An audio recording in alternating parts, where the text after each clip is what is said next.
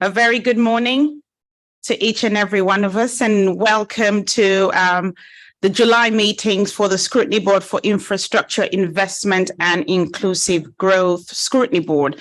I will just like to let you all know that this meeting will be webcast, and the link to view that recording in the live or archive format is on our meeting webpage, and that's for people who would like to join us from the public. So I would like to also remind all members that please, after you have finished speaking, kindly unmute and kindly mute your microphones after you are done. So for the members of, the benefit of members of the public today watching on webcast, we would like to introduce ourselves. Abigail Marshall Cutting is my name, and I am the Scrutiny chair for this board, and I will start with Councillor Hamilton.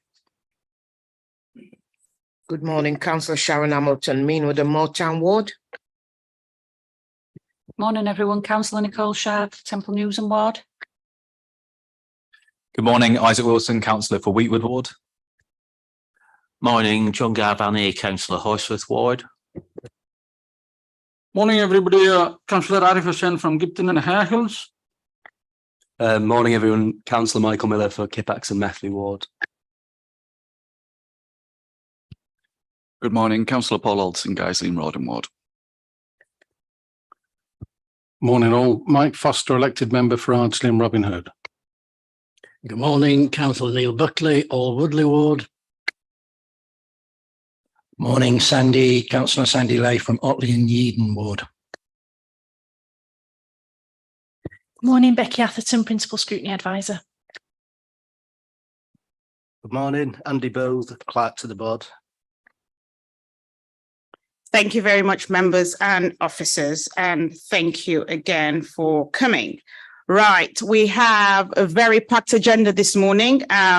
To all our guests who are here, you are all very welcome, and I am certain you will introduce yourself when it gets to your agenda. Thank you for joining us, and executive member, you're also very welcome, and I'm sure you will also introduce yourself. So I will now start with agenda item number 1, and could you kindly go through 1 to 5 for us, please? Thank you, Chair. Agenda item number 1, there are no appeals against refusal of inspection of documents. Agenda item number 2, there are no items to be excluded from the public domain.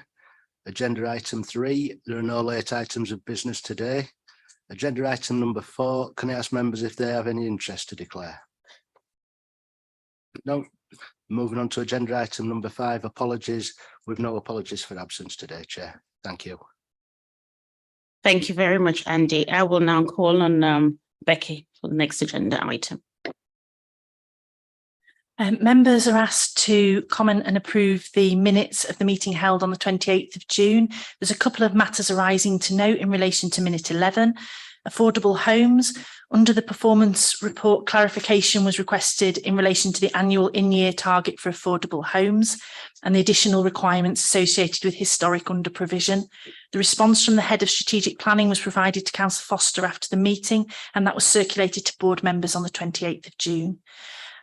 Progress 8 scores, as agreed, Councillor Marshall Cutting has written to Councillor Cohen as chair of the Children and Families Board following last month's discussion about the Progress 8 scores for the Leeds Send cohort. Councillor Cohen has proposed that the issues raised form part of the Children and Families consideration of the 3A's plan in November of this year, with Councillor Marshall Cutting invited to attend that session. Can I ask board members to make any comments they wish on the minutes and to confirm whether they're happy to confirm them as a correct record?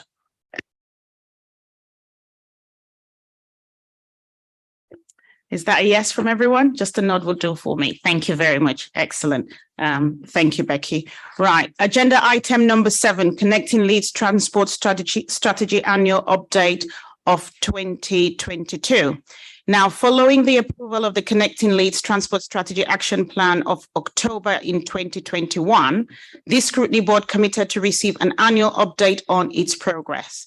So the 2022 update was therefore scheduled to be received during the latter part of this 2022 and 2023 municipal year.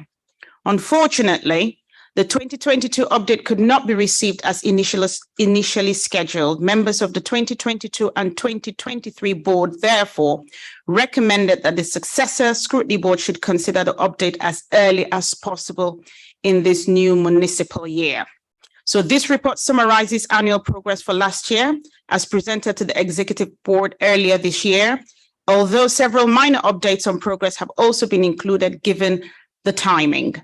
In response to a request from this scrutiny board, additional information has also been included in relation to park and ride provision, and this begins on page 21 of your pack. That should be paragraph 39.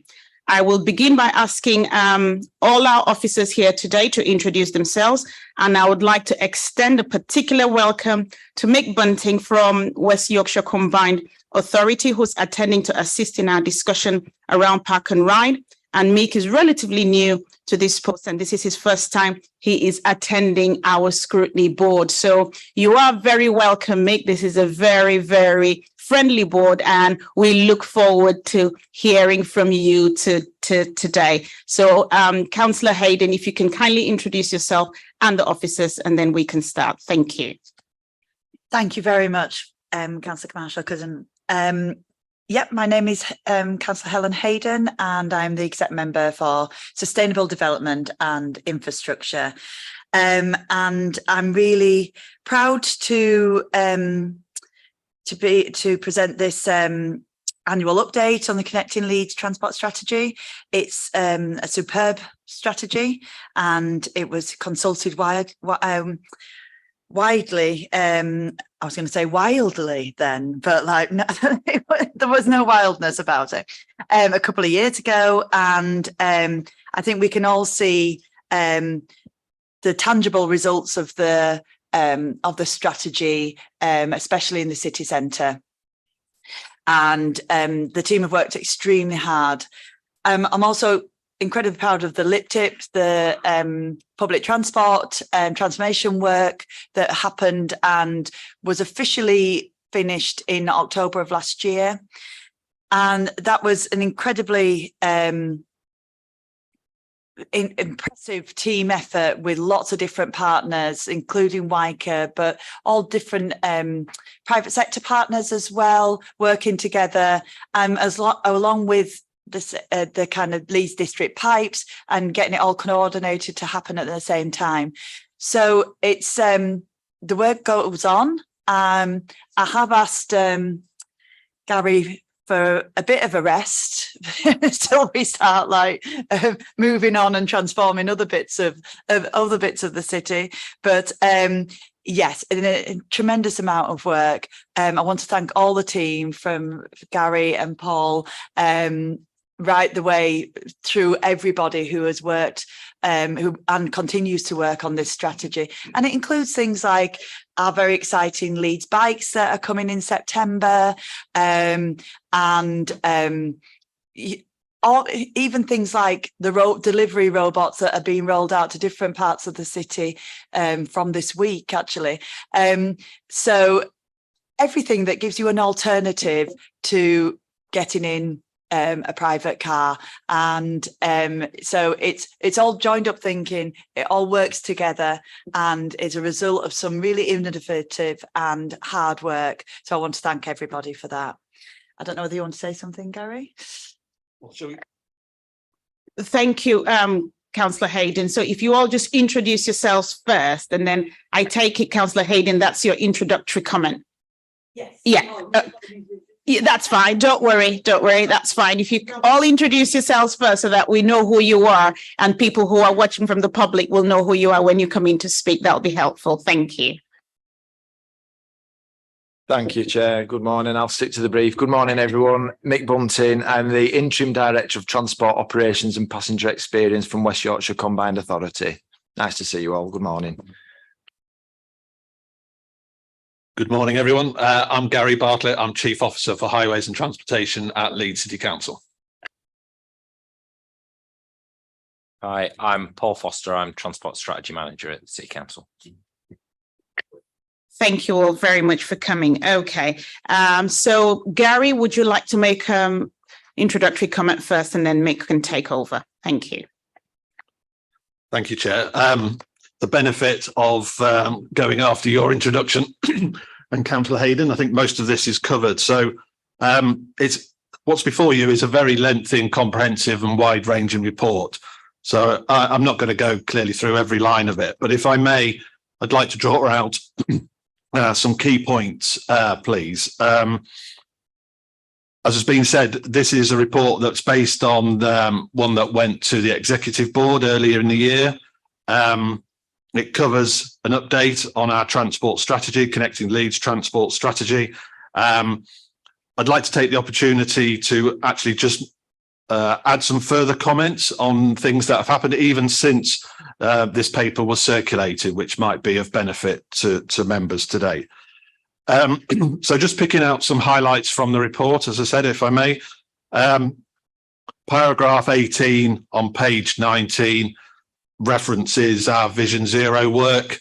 I can't let the opportunity go by without mentioning Vision Zero. It is so important for the work of the council and the combined authority, who we're working very closely on this agenda. Just a reminder to members that on average last year, 46 people each month were killed and seriously injured on Leeds' roads. 46 each month. 117 each month across West Yorkshire.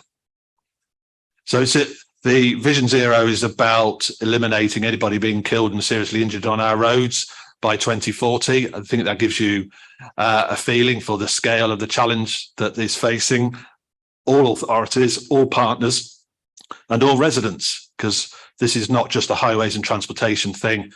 This affects everybody across the council and the wider area. So we need to work together to find a way of dealing with the issues that we face on that. But I just wanted to highlight the work that is being done on that. Mick will perhaps talk about paragraphs 22 to 26 on page 20 and some of the work around bus reforms and the initiatives. And later on from paragraphs 39, there is an update on the park and ride, where we're at and some of the issues that we're facing at the present time. There was certainly a difficult period early in the year as we sought to stabilise some changes that had been made, but that's been done now. The services are on a much more stable footing and in a positive position to go forward again, taking into account the impact of COVID and many thousands of people each day working from home, which obviously impacts the number of people who use park and ride. Just going back to paragraph 27 on page 20, that relates to an update on rail projects, and you'll be hearing from colleagues across the directorate a little later in this report, in this meeting on that. I think there's a comment there about the White Rose station. I think the construction work will largely be complete by the end of this calendar year, but the operational side of things, making sure that that all works, will mean that I think WICA are working to an operating opening date somewhere early in 2024. Paragraphs 33 to 36 give an update on the major highways and transportation projects that we're working on or have been working on. And Councillor Hayden has referenced City Square, which has been a source of considerable work over the last 12 months. Pleased to say our highways works will come to an end. The aim is by the end of August. So that will be a major milestone on one of the biggest changes that have been brought about in the city since the pedestrianisation of Briggate in the 90s. A bit more outside the city centre, Dineley Arms, I'm pleased to say, was largely completed earlier this week. There are still some, if I can put it this way, bits and bobs to finish off, but the major civils works has finished, and we're in the process now of commissioning the traffic signals to their optimum effect. Again, Councillor Hayden mentioned e-bike scheme that's going to be launched in the autumn, hopefully in September. Not the biggest scheme that we get involved in. It's a couple of £1 million, but one that we feel is very, very important, sending a clear message out about how we want to see people move about the city. And we're hopeful that that will be a successful scheme. There's also mention of Army Directory in the report, and that's making good progress on site, and there will be extensive surfacing work of that directory taking place in the school summer holidays for very obvious reasons. So it'd be good to see that work taking shape. Mention's been made of our personal delivery droids, the robots that deliver groceries from co-ops. We had a trial in the north of the city, and this week we have approved another trial in Kippax and Swarcliffe that will be taking place, if not this week, but certainly very soon. To be followed by extensions in Wetherby later in the year. So, and we moved quickly to do that because of the demand for these robots, not just in this country, but abroad as well. And if we missed this window of opportunity, we wouldn't have been able to have these trials in Leeds. And we feel it's very important to trial these things in different areas, different parts of the city, to see how effective they can be. So hopefully that's positive. In summary, maybe it's worth just flagging some issues as we see them. Funding, as always, is an issue going forward for schemes to ensure we hit the ambitious targets that we've got within the transport strategy.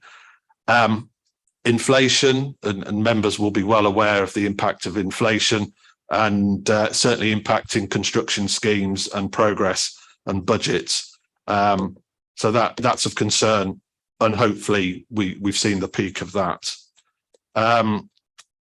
The report clearly outlines the challenging targets that we've set within the transport strategy. Net zero carbon is particularly referenced, and I've drawn out Vision Zero targets as well. So I think it's absolutely right that we have these ambitious targets, but we must be honest with ourselves as well about how challenging they are and how we all must work together to try to reach them. A bit of detailed ones in terms of issues. The combined authority have a statutory obligation to write a transport strategy for West Yorkshire by next year. But we still await the what's called or referenced as the LTP4 guidance from central government to help write that document. So that's a bit of an issue, because I suspect that the deadline at the other end won't be extended. So the longer we wait for the guidance, the more time constrained we get with that. But we are working together on it and making progress, but that is an issue. And perhaps to end with, Chair, if I may, mass transit is mentioned in the report very clearly as well, and we are working very closely already with the combined authority who are looking after, who lead on that project. But that clearly has the potential to be a massive area of work and opportunity and challenges for the city, not least in terms of if it is finally approved in due course in terms of constructing it, which will be very significant indeed. So I may end it there if that's okay, Chair, and I might just hand it over to Mick to say a few words from a public transport perspective. Thanks very much, Gary. Thanks, Chair.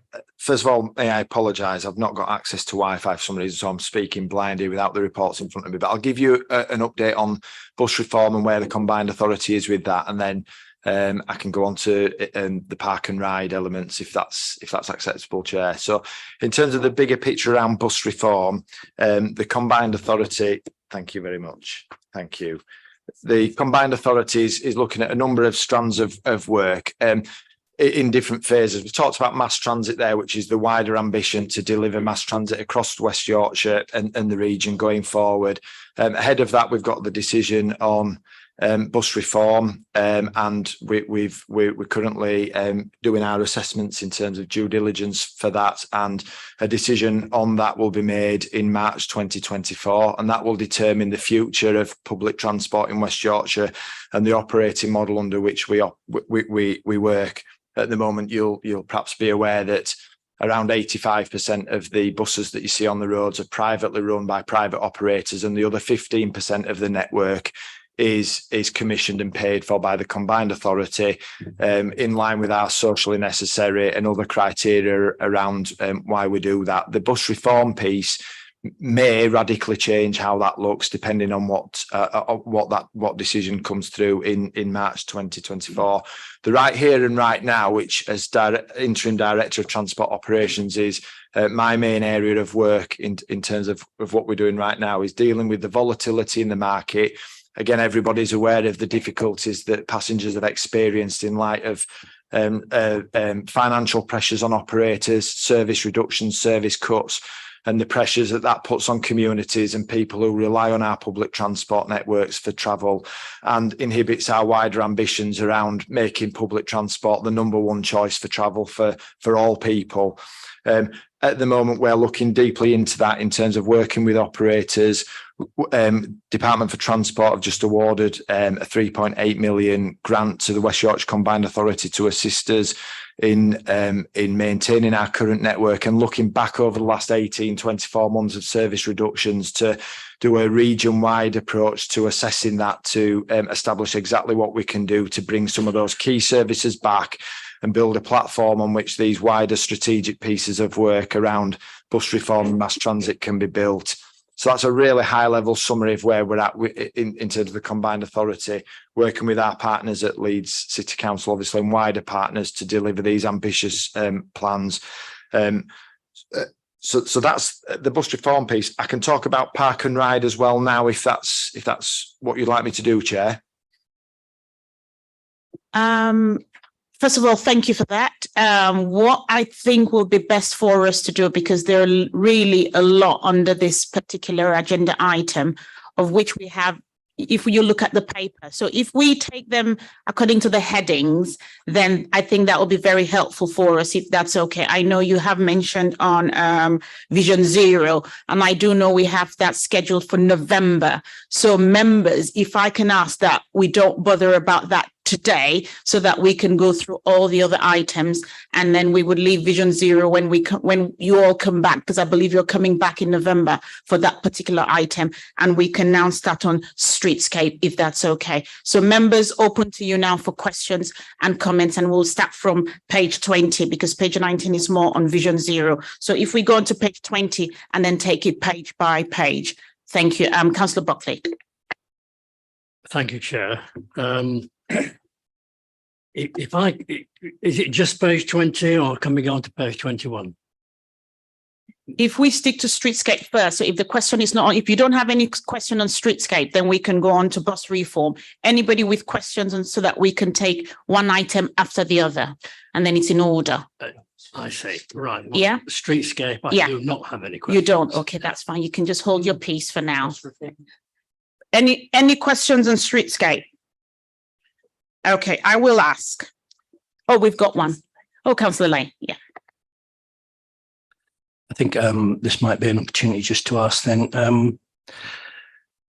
With the distance of the pandemic now receding, there was a lot of low transport streets, or we put lots of we closed off lots of streets as part of our response to the pandemic, and there was quite a lot. I remember there was quite a lot of discourse amongst some of the locals and those who passed through these low vehicle areas. Are we going to continue that? That's part of the Streetscape, isn't it? Yeah. Yeah, thanks, Councillor. So, yeah, as you correctly say, under the Emergency Active Travel Fund, we did introduce a number of temporary schemes in Hyde Park and Chapel Town. We have had continuous dialogue with the public in those areas and revised those schemes, removing some of them, but some where they were more popular, retained those and changed the trials. And there are now working on how we can make those changes permanent in the areas where people have felt that was needed and necessary and popular. We have through, again, learning the lessons from that pandemic process, we've done much more wider consultation with areas when we're going to introduce these and set up focus groups in the areas, and worked on with the community on that, done a much more thorough consultation before introducing them. And we have 2 schemes that are at that stage where we're just about to move towards implementation, small scheme in Armley and one in Wortley. And they're the ones that we have currently underway. So there's a number of these schemes continue to go forward. They're part of our measures to make communities feel safer, and part of that Vision Zero, removing rat running from areas. This is a tool that we can continue to use.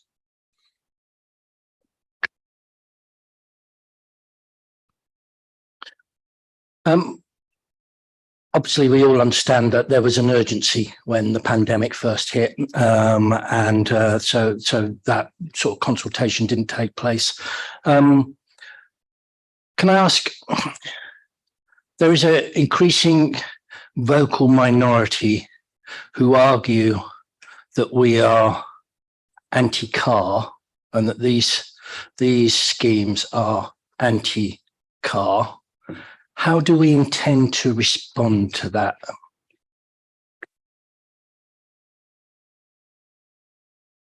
So I think the key principle of this is that these schemes access to all areas within those areas is still available by car. You can still get to everywhere, each property, etc. in those areas.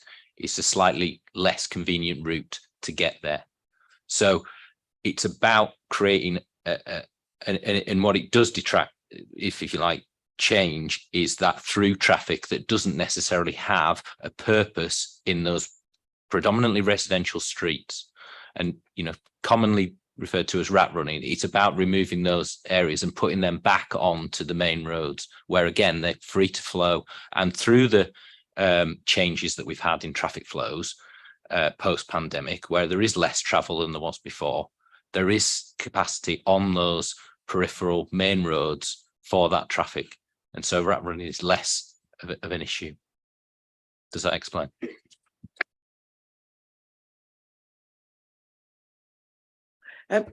With regards to that streetscape, I hear what you say now, that you're going to consult with residents, etc., and groups, where before you didn't. And the residents that live there know which routes are the rat run. And I mean, I'm not don't represent Chapel Allerton, but I got a lot of flack, people coming to me with regards that they were put there. And like I say to them, it was to avoid the rat run, but they were put in places that never, ever existed rat run. So I'm glad and pleased to hear that you will consult and ask where is best and get feedback from the residents, because a lot of the places that they were put in were never rat run. Thank you very much, councillors. Paul, and thank you for your response to that. What I would like to ask, since the adoption of this reallocation policy in August of 2022, and you were talking about access, so have you got any examples in terms of practice for the street design? And I'm talking about equality of access and speaking about older people and people with disabilities. So I think that there are parallel work streams ongoing around that. All our design standards are looking to be, accessible. We do a lot of work with the disability groups in the city to test those designs and those standards that we're using. So that is intrinsically part of how we develop and design the roads. We always look at Another example would be disabled parking is, if you like, is prioritised as one of the uses that we need to ensure we put in the streets. Drop curbs, the signals allowing people to hear as they cross, etc. There's a number of things that are put in to aid disabled and the elderly in their journeys around the streets of Leeds. Okay, thank you very much for that. Yes, Councillor Shazad, and kindly introduce yourself too, please. Thanks. Thank you, Chair. Councillor Mohammed Shazad from the Mortar Meanwood Ward. Just a quick one on this, referring to Chapel Alton. There was a serious incident where someone lost their life because the emergency services were not aware how to get to that place. Or, well, they didn't lose their life. I think the actual house was lost due to a fire. And are we actually informing the emergency services in time, and do they get this on their GPS maps and locations so we don't have these issues? Because I know they don't always flag up on the GPS system, so it could be a major issue when they're going in. So what's the setup like for that then, please? Thank you. Yeah, on all the schemes, and obviously that incident was tragic. All the schemes ahead of time, we consult with the emergency services, gives them the full details of that. Obviously, within that incident, the process didn't follow through, and it didn't end up on their system. But we are informing them, and we're also consulting them in the first instance. They are generally supportive of the principle of these schemes, because actually what it does is it takes that congestion out of the area, and their overall response time, even if they have to go a slightly different way, is quicker because of that. So that they see these as a positive intervention, but we just have to make sure that that process works through in terms of informing them. Thank you very much, Paul. Any supplementary question, Councillor? Yeah, thanks, Chair. I just wanted to check, how do we actually get these new, basically like a dead end street, aren't they, in certain cases where the flower pots get put on? How do we actually get them put onto the GPS system? So it makes all the drivers aware of it, as well as the emergency drivers. That's one of the things, because it doesn't actually get put on all GPS systems. I've seen it where the GPS systems say you can go through it, but when you actually get there, it's actually a dead end with the flower pot. So I was just wondering, what sort of communication do we have with the sat-nav programmers or the GPS systems that everybody's so used to using? It's a very good question, and it's a live issue. We had a real issue with this when we closed City Square in September.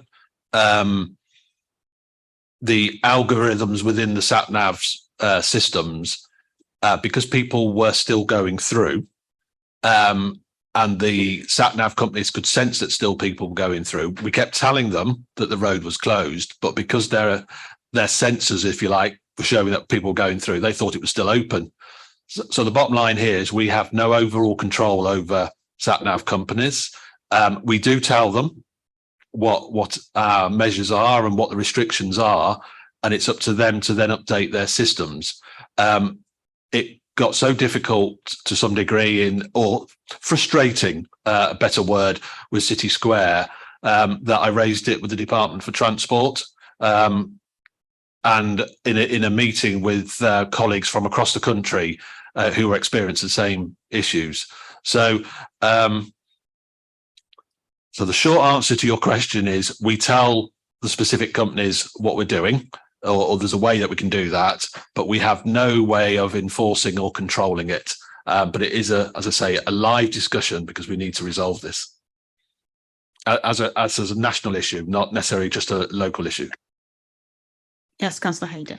Yeah, it is frustrating. Also, we've talked about the fact that we are in a list with anybody else that reports something to the sat-nav companies, and we really feel as transport authorities, as local authorities, we should be priority for them. You know, we are shutting city roads. It's we should be prioritized by these companies.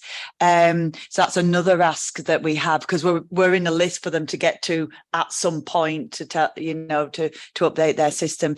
It might be something that Scrutiny could help us out here in terms of writing to the DFT, or and explaining these problems. I'm sure Gary and team would help with that. But if we had the support of the Scrutiny Board in terms of trying to find a way of speeding up and prioritising any kind of communication from a transport authority, that would be really useful. Thank you.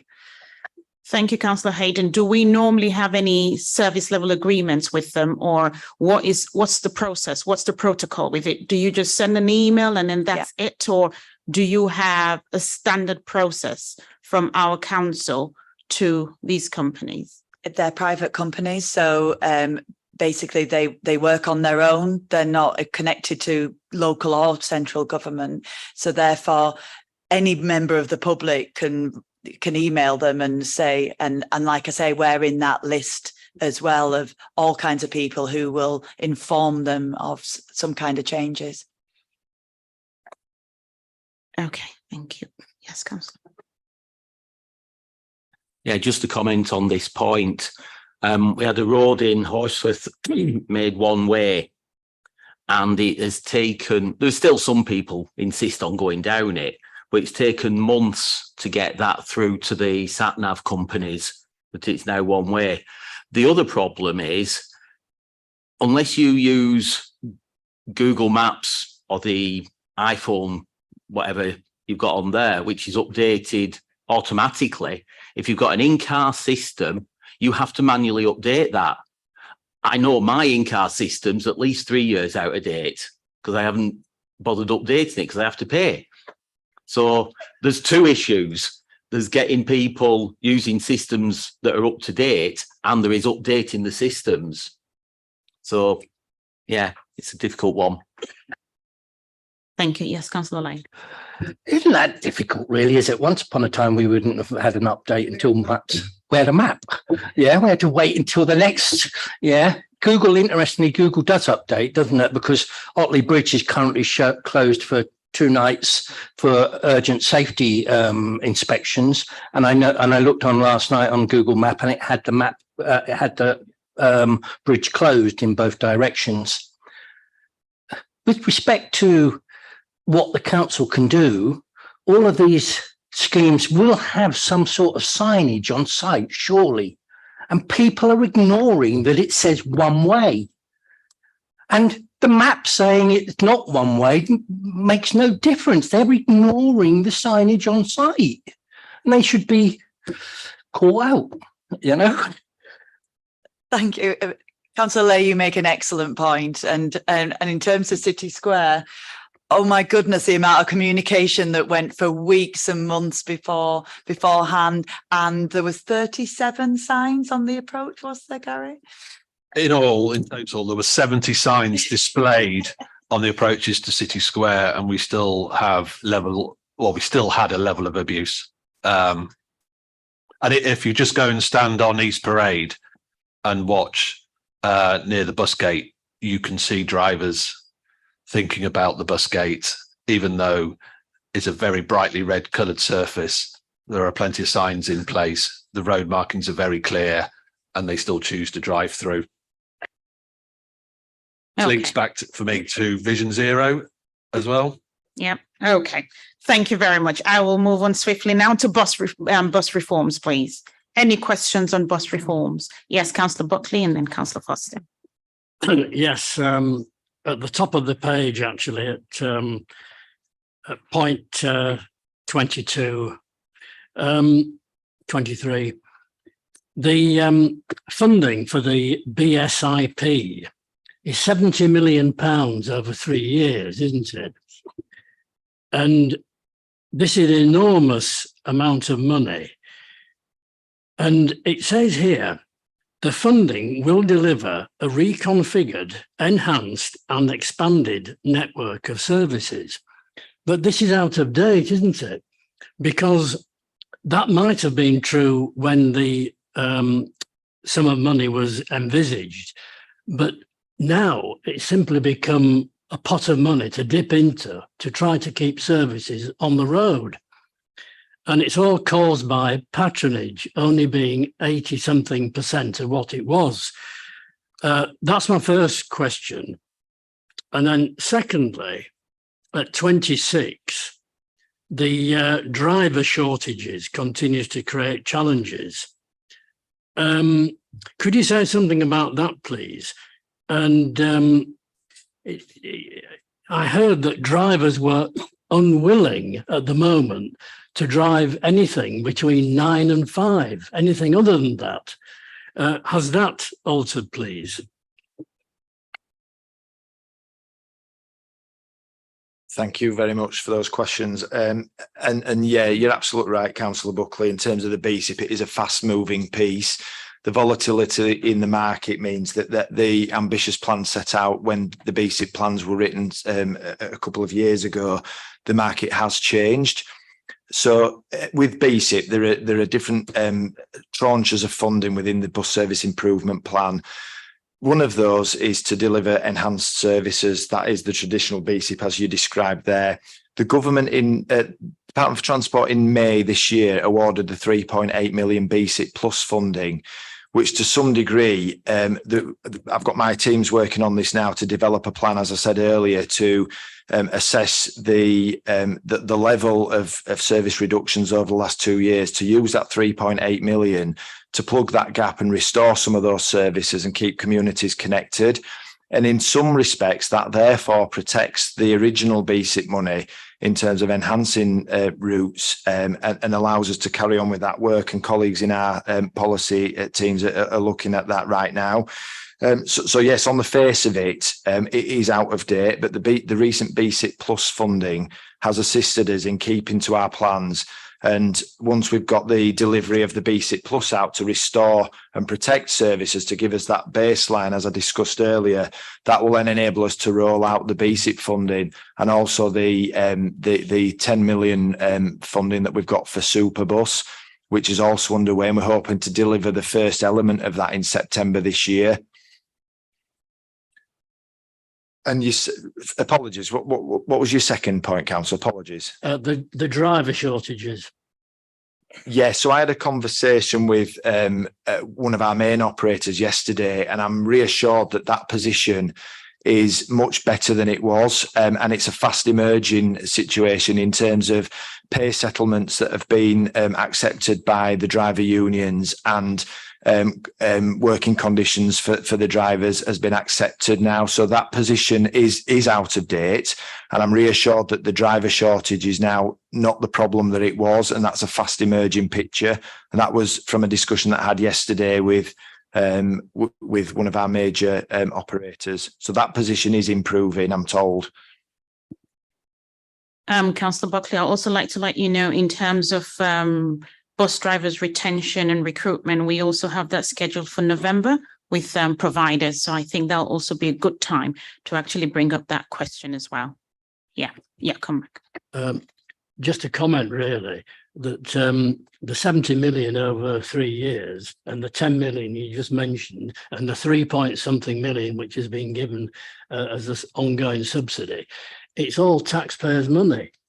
And it's just amazing the amount of money that's gone into propping up the buses for obvious reasons. Yeah, I take that point, Councillor, and it's a good point, well made, and that's why we're absolutely focused on getting this delivery and getting the absolute best value that we can for that money in terms of our protection, restoration, and then enhanced services, using that public money to the very best effect, and those plans are in place. It's a good point. Thank you. Thank you. So Councillor Foster and Councillor Alderson will take your questions at the same time. Thank you. Thank you. Yeah, the first question I've got relating to bus reform. When our West Yorkshire Mayor was elected, or prior to our West Yorkshire Mayor being elected, her election manifesto clearly stated, and I quote, "I will bring buses back under public control." And she also said that the bus system isn't working, it's expensive, unreliable and disconnected. Buses should be publicly controlled, putting people before profit. In my first 100 days, I will start to make this a reality. So my first question really is, did she have a plan to roll this out in the first 100 days? And did she sit down with her new executive on the first day at work on the Monday morning and brief her new executive how she was going to execute the plan? So was there a plan to renationalise the buses when she was elected? I mean, and also then the things that she said, putting people before profits, nationalising the bus system, that's obviously going to create somewhat a hostile environment, I would imagine, with some of the major suppliers of bus services to Leeds and West Yorkshire, thinking of likes of Arriva and First Bus. So I'd like to know, when did they first learn of the scheme to bring the buses back into public control, and how West Yorkshire Combined Authority plan to manage the transition? Because what it seems to everybody in Leeds at the moment is that you're fighting a monster, because the companies you're working with, as I say, see you as a hostile environment. You want to take their businesses off them. So how are you managing that? So was there a plan, and how are you managing it?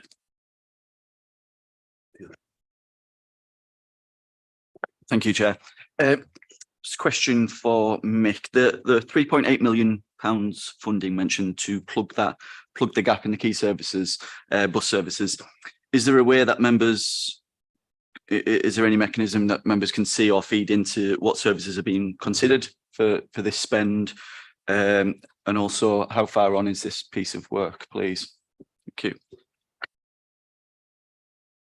Thank you both for your questions. Going back to the beginning then, in terms of the bus reform, the Mayor did set out her ambition with regards to bus reform. The position with that is that no decision has been made with regards to the direction of travel with bus reform, and that we're currently going through an assessment process, which will be followed by a public consultation that will then be followed by the formal decision made by the Mayor in March 2024, and that those processes are keenly focused by DfT under due diligence, and we're working through those in accordance with those defined processes. So it's really the clear point I need to make is that that decision hasn't been made, but we are going through a review and a bus reform process at the moment. In terms of working with our operators, we have a good working relationship with our main operators and smaller operators. They are a key partner in whatever model we take forward, and we will continue to work with them to do this. I completely understand your point about the challenges on the different operating models that we may see in the future, depending on what decisions made. One of my key roles here is to maintain those links with the operators, and that's what we're doing. And at the moment, we've got a workable relationship with them through the Bus Alliance, through the enhanced partnership, and we intend to harness and work on and build on those relationships going forward in whatever way the future delivery model may look, in the interest of delivering the very best services for the public. That's what everybody's here for, and that's what we want to achieve through this. So that's the reassurance that I can give you, albeit appreciate that I've not specifically answered your first question, because we're not quite there in that decision-making process yet, Councillor. With regards to the question about the BSIP 3.8 million funding, I set a several stage plan for my teams to deliver on this. That was implemented a couple of weeks ago at the point that we had the funding confirmed. The first thing that I've asked them to do is set up meetings with each district, so the 5 districts across West Yorkshire, and I've asked my teams to link in with the relevant portfolio holders, the leaders, and the transport leads for each district to get those views into the mix before we develop a short list of services to restore from a current long list of those that have been withdrawn over the last 2 years. We'll work with our Transport Committee elected members to get a clearly defined values framework and criteria, so that we have an equal approach as to how those services are implemented across the region. Again, with the aim of better connecting communities, looking at the socially necessary need, the links for people to employment and education, and all those good things that we need to ensure are in place. But that plan is in place, it's live, and the first part of that plan is to go out to districts to consult with elected members and district leads. Thank you very much. Have you got any supplementary questions? No, to be fair, it was just a comment to what you said, but you know, for someone to claim they're going to be able to put a plan in place within the first 100 days and we're 800 days on and we still don't know what the plan is, it doesn't feel like there was a plan or there is a plan. Councillor Hayden.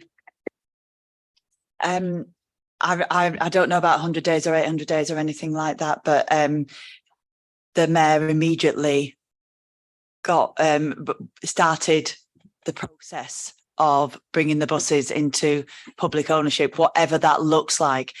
The Department for Transport has very, very stringent processes that you have to go through, and it's taken Liverpool 8 years. So she did start the plan immediately, but that's not to say that in the first, but you have to go through public consultation, look at different models, you have to consult on those models, you have to get business cases for all those different models. It's unfortunately, because we live in a democracy and we have to follow the government's laws as well, the Department of Transport are not making it the easiest. In terms of working with the bus companies, I would say that the mayor has a very good relationship, and in fact, the mayor's fares and reducing the fares have been very, very good for patronage, and therefore very good for the bus companies in terms of enabling people and making it easier and cheaper for people to use the bus, which is only good for the bus companies. Thank you, Councillor Alderson. Thank you, Chair. Just coming back to the answer that Mick gave, I think every member in the room would argue that services in their ward are in desperate need of part of this 3.8 million. So, for example, in my ward, the 27, we'd like to see that, Geislin Road, and we'd like to see the 27 brought back to its full service. If there's any way that all members can be made aware of the services being considered as soon as possible, that would be appreciated. Thank you. Yeah, that's noted with thanks, and we'll ensure that our communication strategy along the way is commensurate with that requirement. Thank you. Yes, Councillor. Yeah, you're absolutely right, Councillor Alderson. It's very, very frustrating as a ward member but I know that Councillor Carlisle works incredibly hard to get information to colleagues as soon as they hear.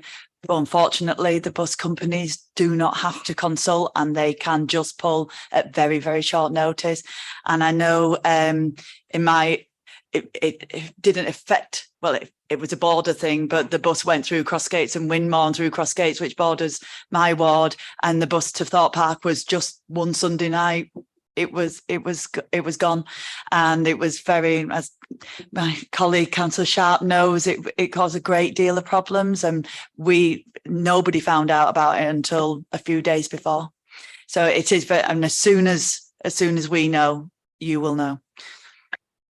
Thank you, Councillor Hayden. You did mention patronage, and I just want to specifically ask, in terms of recent update with the mayor's fares, do we have stats from during the pandemic, post-pandemic, in terms of how that has fared? It's a complicated picture in terms of getting a baseline of data to show the impact of mayor's fares. I know we've got our commercial team that are working on that now as we approach the end of year one. Reason being, obviously, during COVID, patronage patterns declined massively due to for obvious reasons. But that is a key piece of work. There is some evidence around the fact that passengers have been greatly assisted by the subsidy, and the money that's been spent on that has really enhanced people's travelling experiences in this cost of living crisis. But exactly what the impact in terms of percentage increase on patronage is on the mayor's fares, that's a piece of work that's being done at the moment, and it's more complicated than it may first look, and that's consequent to the baseline data during COVID. So that is being worked up and will be made available as soon as we've got that. Excellent. Thank you very much. Please do share that with us once it comes to an end. Thank you. Councillor Sharp. Thanks, Chair. Just a quick comment from me. The Mayor of West Yorkshire did come to full council last week and was asked various questions about transport and was quite transparent in her answers. And I travelled into Leeds this morning on the bus and paid £2, and I'm sure that's due to the Mayor. Thank you. Thank you very much, Councillor Sharp. Yeah, Councillor John Gavani. Thank you, Chair. As Councillor Foster says, sort of the bus companies are a bit of a monster to face down, and we know how they were created and who was responsible for creating them. So I'm glad he's thinking of changing sides on that one. I would like to thank Wyker, Councillor Carlill, as Councillor Hayden said. I think around Horsforth, we're winning 2-1 at the moment. The 27 goes Guiseley, Eden, Rawdon through Horsforth down into Headingley, and that's getting cut back at a whim by First Bus. As they said, you know, they can do what they like basically without consulting. But we have had 2 successes, both of which affect an estate almost on a limb at the side of the Ring Road, Horsforth Vale estate. Wyker found a new supplier to run a bus that goes around Horsforth. And when First Bus decided again, at very short notice, to drop the number 9, thanks very much to Wyker, the officers and Councillor Carl and the work he's done there on finding a new provider for that service, who are going to be running an open top bus from White Rose down through Hunsley, through the city and back up into Horsforth on the opening day of a new service. So that's going to be quite interesting to see how well that does. And I hope it's decent weather when they do it. I hope so too. That'll be interesting. Yeah. Okay, thank you. Councillor Lay and then Councillor Buckley. So if we take them together as well. Thank you. Thank you, Chair. Thank you, Mick. Can I ask about children's fairs? I have for a long time asked about children's fairs on and off. We have mass fares at £2 for an adult. We have our over 60s or whatever age it is for our older citizens.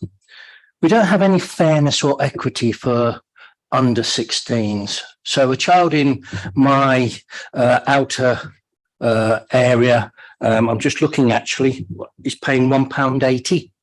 A child in an inner less than a mile is paying 60p, and a medium journey up to 5 miles is paying £1.20. I would like us to explore having a single price for a child across the city, because it should not be in a city, in a metropolitan city that says that we should all be treated fairly. It shouldn't be right that a child from a outer area has to pay more to come into our city. And it's certainly not the case in London and some other cities where there is a single price for all children that would support their health and well-being. They're getting across the city, into the city, etc. And I know it will be money related, funding related, but can I make a plea that Wyker start to consider perhaps a single price for a child in the whole of this city rather than disparity, because we still have disadvantaged children in my community, even though, you know, people assume that I live in an affluent community, and they're being disadvantaged. That's my only plea. Thank you, Chair. Can I come in? I'm sorry, not quite understanding how the difference between the outer and the inner, because I have to pay £1.20 for my daughter to come home from school because it's more than 4 stops. I'm not quite understanding that, Councillor Lay. A child, well, I thought it was quite simple. Sorry, Helen. A child in our city should pay a single price for their ticket. So I'm not suggesting that those on short journeys have to pay more than 60p, but those living in this city perhaps shouldn't pay more than 60p either. I know they're further away, and therefore it's a longer journey, but we support older people we as a society, we support older people to whatever length their journey is. We now have mares fares for adults, which whatever length their journey is, it's a single price. We should do the same for children to support their health and well-being and their connectivity and all of the things that this city wants to do for all of its citizens. And I understand it would require subsidy, but the other two areas are subsidised, i.e. mares fares and older people's passes. I'm just saying there is a single price. It's £1.20. Not according to this, what I'm looking at. Interurban, this is on the mcard.co.uk, over 5 miles, single fare, £1.80. Now, Otley is further than... Mick, do we have? All right. Mick, could you clarify that for us, please? Thank you. Yeah, I'm not. It's not in my portfolio. I'm not massively close to fares. But my understanding was that the £1.20 flat fare for young children was an operation. But yes, I think you're right. The greater the distance, then there is a fare structure that may differ. I think the point that you make is a good one in terms of the learning that we've got from mares fares and the customer feedback that we've got around simplifying fares, making them more fair and consistent and equal, is something that we would look to see if there are opportunities there to do the same for children. A key element of this, as well as the fairness and the equity for children and allowing them to travel in the way that you describe, it's also about simplifying fares and making it easy to understand. It's a key element of increasing patronage. So I think it's a really good point. Apologies for me not knowing the absolute detail on this, but I will take this away and link it into the mares fares evaluation work that's going at the end of year one and the customer survey results that we've got in terms of the satisfaction around the simplification of fares and what that's done to enhance patronage. And we'll link that into young people if indeed that work isn't already being done. But I take the point and I thank you for it. Mick, I don't expect you to know everything. I'm the only person in this room that knows everything. No, I don't expect you to know. It's just a plea. And of course, if we get them young, they might continue to be bus patronage once they get older. Yeah, thank you, Mick, for that response, which will sit nicely with our city's ambitions as well. So we look forward to you looking into that and coming back to us. Thank you, Councillor Hayden. Yeah, I think Councillor Lilly makes an excellent point there. And apologies, I didn't realise the structure over 5 miles, and you're absolutely right. In fact, I think I am more than 5 miles out of in Temple Newsome, so from the city centre. So it's so maybe I'm ripping the bus companies off when I give my daughter a £1.20 ticket on her phone to go into Leeds, but I shouldn't say that, should I? But actually, what I would love to see, if we could afford it, is what Andy Burnham has done over in Greater Manchester. My nieces and nephews from the age of 16 to 19 went on the bus for free. And now they use the buses like it's just second nature. They wouldn't even think of not using the bus. So, and I think in terms of encouraging the younger generation to use the bus as a first port of call, we need to make it as easy and as cheap as possible for them to use the bus. Thank you, Councillor Hayden. Councillor Buckley and then Councillor Giovanni. Thank you, Chair. Yes, just before I make the comment I was going to make, I'll just say to Councillor Sharp that the mayor's fares, so-called, are entirely and completely paid for by the government. Now, as regards the patronage on the buses, if patronage was 100% of where we were in 2019, or 110%, which was the target, if you remember, the WICA target, everybody wouldn't have a problem. The bus company will be making a profit, everybody will be happy, the fares will be competitive, and it wouldn't be a problem.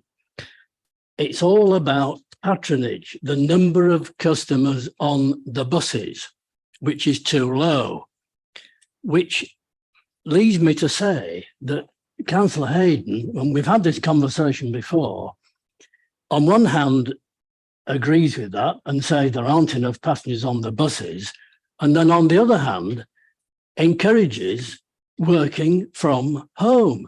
This is the biggest employer in the city, and we're telling people, no, stop at home.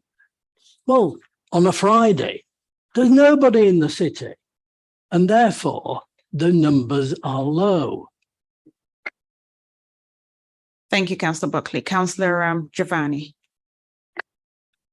Thank you, Chair. Post-18 students, if they're travelling within the ring road, can get student fares. There's several thousand students, well, a few thousand students at Trinity College, Trinity University, which is outside the ring road. Can something be done? And I've raised this many times. You probably heard it before. I think Councillor Hayden's heard it before. Raised it with various people, so that Trinity students can access those student fares. Now, if it's a case of if people have got a student bus pass, that's only valid within the ring road. If it's a student bus pass plus a Trinity Students' Union card or Trinity Student University ID, it's valid to Trinity. Is there some way of doing that? Because there's a lot of students up there that are struggling. So thank you for the question. I can't give you an answer on that right now, obviously. What I can do is give it the respect it deserves by taking it away and taking it into our colleagues that look at that, including the TICO board who look at the overall fare structures. So I think it's a really strong point that I will take away and give it due consideration and take it to the relevant teams for discussion.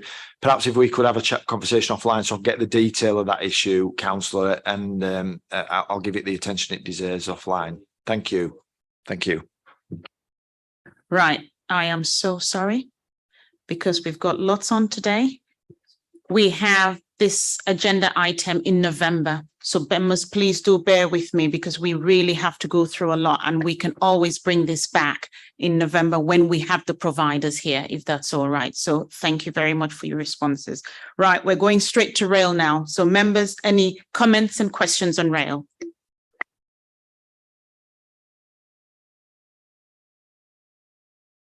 And that's still on page 20 as well. Yes, Councillor Giovanni. Thank you. There's mention of the White Rose Station construction. Can we have an update, please, on the Airport Parkway? I'd like to take questions in twos, please. Any other question? Yeah. Councillor. Yeah, I guess I can use this to ask this question, but it sort of relates to the report, and I think it's Paul Foster this probably applies to, but the KPIs that are in the report, I think it refers to. I'm just curious about a lot of the dating of the KPIs and just how far back they are. I half expected to see how many penny farthings had gone round City Square. You know, most of this report goes about as far as 2021. So I just wanted to raise why so many of these reports are so out of date, patronage and things like that. So yeah, I wouldn't mind going through most of them, to be honest, to understand where's the blockage? Why is it taking so long for you to get the information? Because this is going to the executive, I assume. And if this is their dashboard, yeah. If this is their dashboard, then they're flying with an altimeter that's showing them last week's altitude. You know what I mean?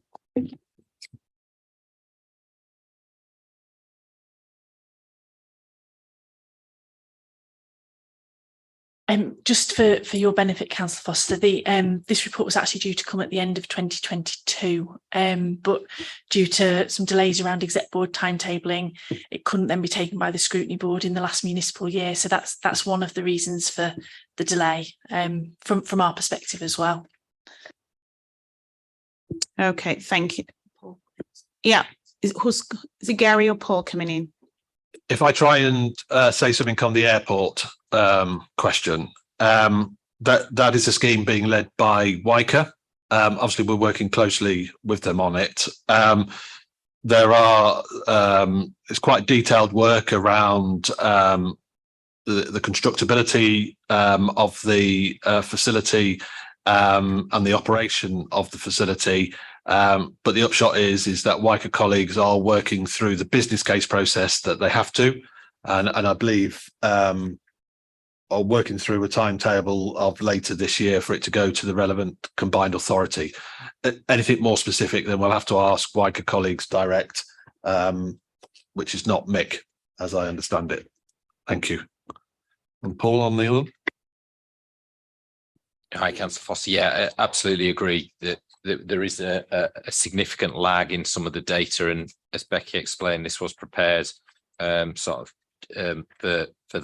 that timescale. We do have some more up-to-date data, and we're working on this report to come, an annual report to come in October, Executive Board, and at that point we hope more of that data will be up to date in terms of at least 22, if not some of the early 23 data. So yeah, conscious of that lag that we have in it. Some of it is provided by third parties in terms of getting that information from rail companies and others, and some of it is national data sets that are compiled and developed by DFT as well, and there is a lag and delay in terms of getting those. I think it's particularly prevalent in this report because of the fact that, if you like, 20 and 21 very much affected by those COVID and pandemic figures. So being able to interpret anything from this data is a real challenge for us and see where we're going. Hopefully 22, 23 gives us a better picture of where we are. Thank you, Paul. In paragraph 30, with the references that you have to government approval that has not yet been received by the city station redevelopment, is there any update on that? Has the position moved since this report was made? I think our colleagues are coming on the station for the next item. I think they would be able to answer that question. Excellent. Thank you. Councillor Lay.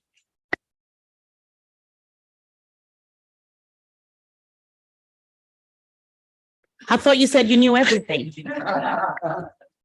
I think you've just asked my question, actually, because paragraph 29 talks about informal consultation on a TWA order lodged with the DFT in summer 23. But I think we'll ask that when the train people come. Mick, this relates to they call it the White Rose Station. I call it the Ellen Road Station. And I know I think about this debate at this scrutiny meeting last year. I've been down to take a look at the operation that's going on down there, the project, and spoken to the people involved. I was concerned by the fact that you've got probably the largest bus transport hub in South Leeds at the White Rose Shopping Centre, but you're actually building the railway station off Ellen Road. And I couldn't understand, considering the railway line runs right opposite the bus station, why you didn't build it there. The question I asked before was about connectivity between the two, people getting off a bus and getting onto the train or vice versa. I've spoken to the people on site involved in the project and they still don't really know how that works. Do you know how that will work?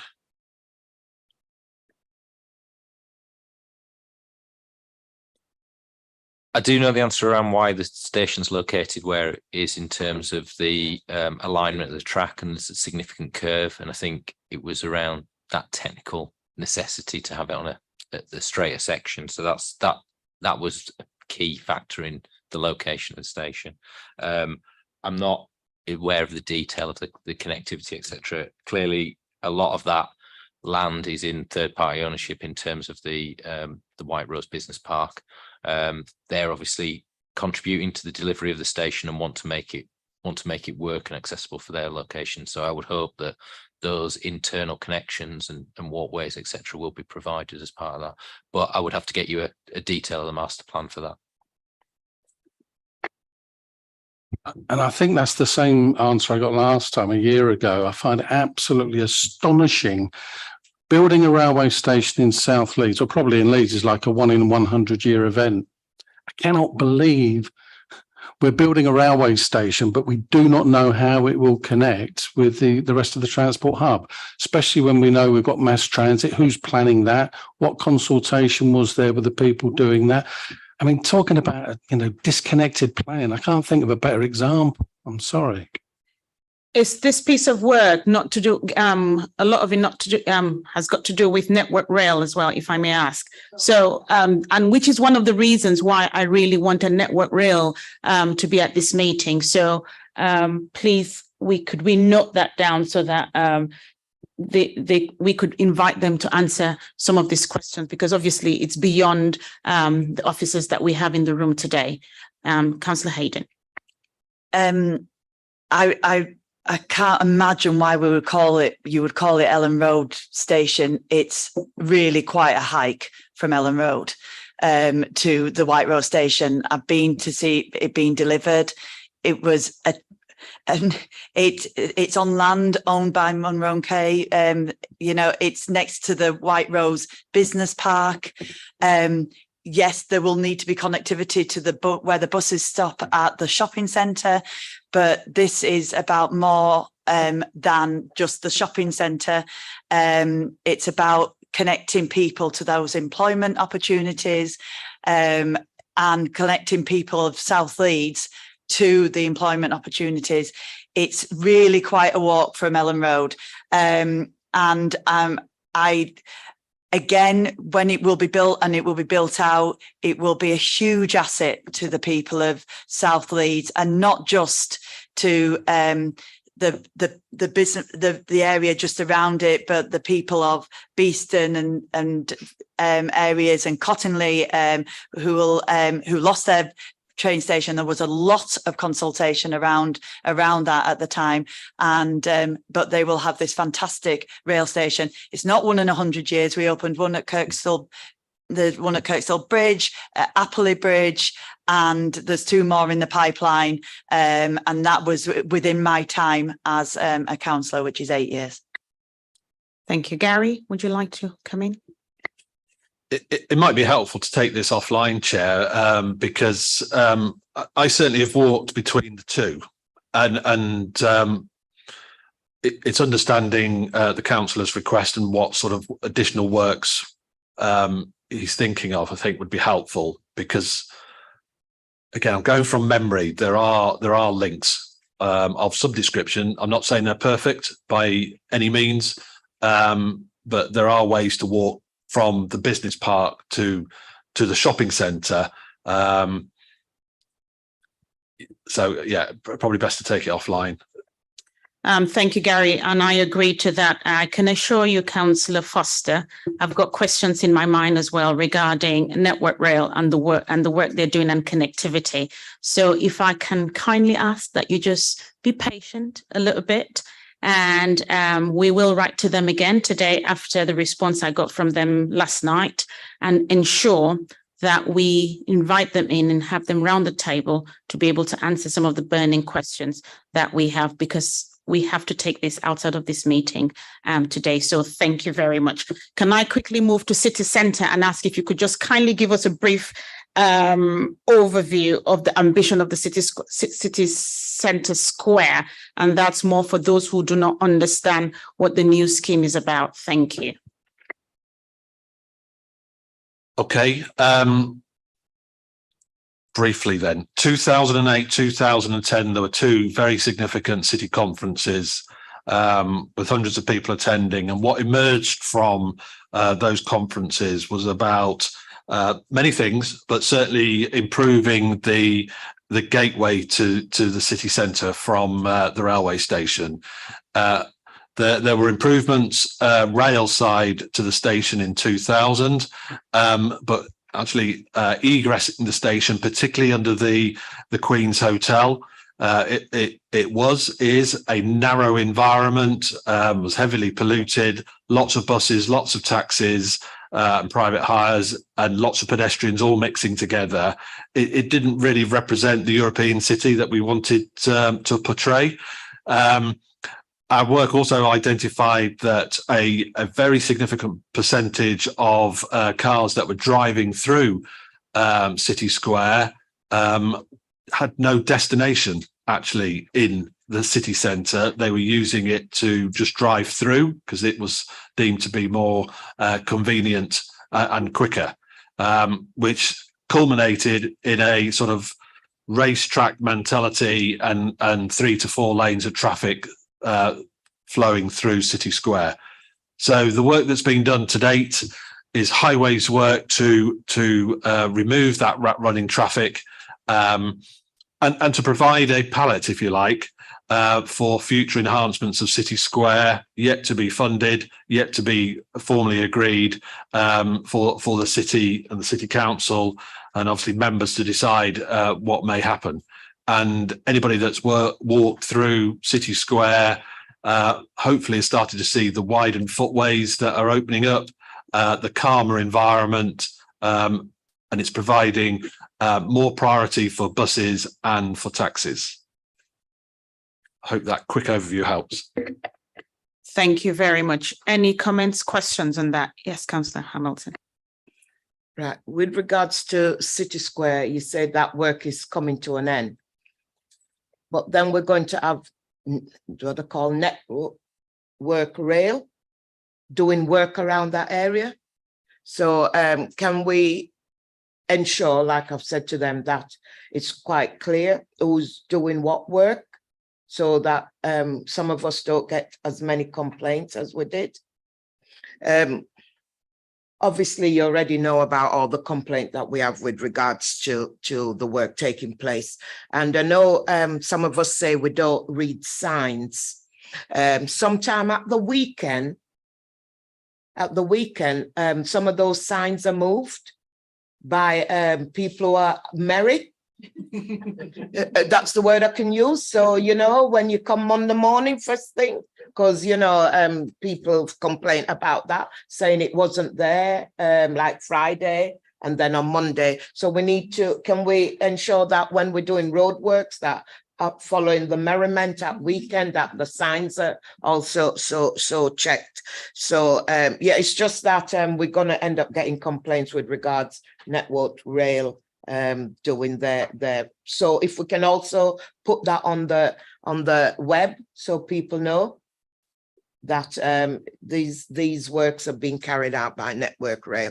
And just before, because I don't know if we're going to get through, I just wanted to say about the Regent Street bridge, just to say that I know it's during the COVID time that was being done, how smoothly I thought it went for me. Maybe it's just my imagination, but I was mesmerized how quickly it was done and smoothly. So I just wanted to, I'm no engineer, but I was just kept saying it as my grandson. Oh, and they're doing a great job. Oh, it's so smooth, you know. So I just want to say that about, because I've been observing it all the time driving through that way. And just to say, you know, I thought it was brilliant how it was done. And it's a lot brighter as well going through the tunnel. And then I don't know if we're going to get there with regards to that local plan update, where we're going to go to 20 minutes neighborhood. This is what it's saying in here, 20 minutes neighborhood. Can we ensure that if we're going to have 20 minutes neighborhood, that we look at all the speeding limits down to 30 or 20? Because like I mentioned it before, some are 20, some are 30, some are 40. You know, and we're going to want people to shop, walk, and be safe in our neighborhoods. So we've put a lot of work in the city centre, like I keep saying, lots going on there. Can we also have some in our communities to make things safe for everyone?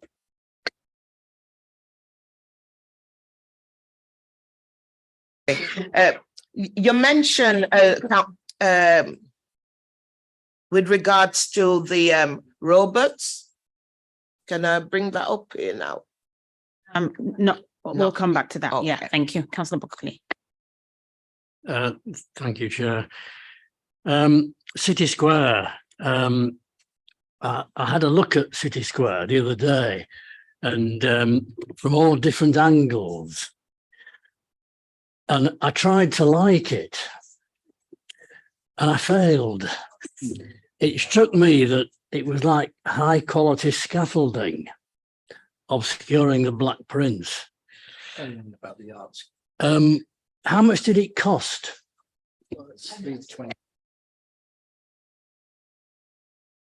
That's a Leeds 2023 cultural art installation. That's not what Highways have delivered.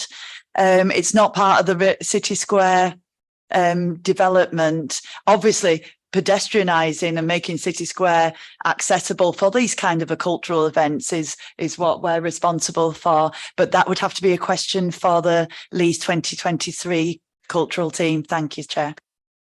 Thank you, Councillor Alderson. Thank you, Chair. I'm not sure if this even fits in this report, but I'll go for it. And if it doesn't, please do let me know. No, you should. In this, is it from the report? I You believe should so. know. Well, no. I don't believe it to be mentioned, but if it is, I do apologise. It's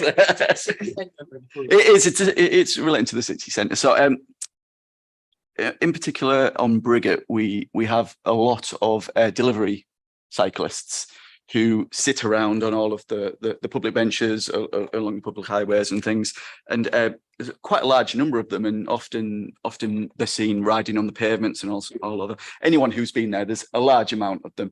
I could be totally naive to this, and I apologise in advance, but is there any infrastructure planned for an area where the delivery cyclists can safely sort of park up and wait for jobs? I mean, I'm not suggesting that we should stop these people from working, because, you know, they've got every right to, but it does seem that they are taking up part of the public highway, stopping people from sitting down, and sometimes, you know, causing safety hazards if they're driving on the pavements.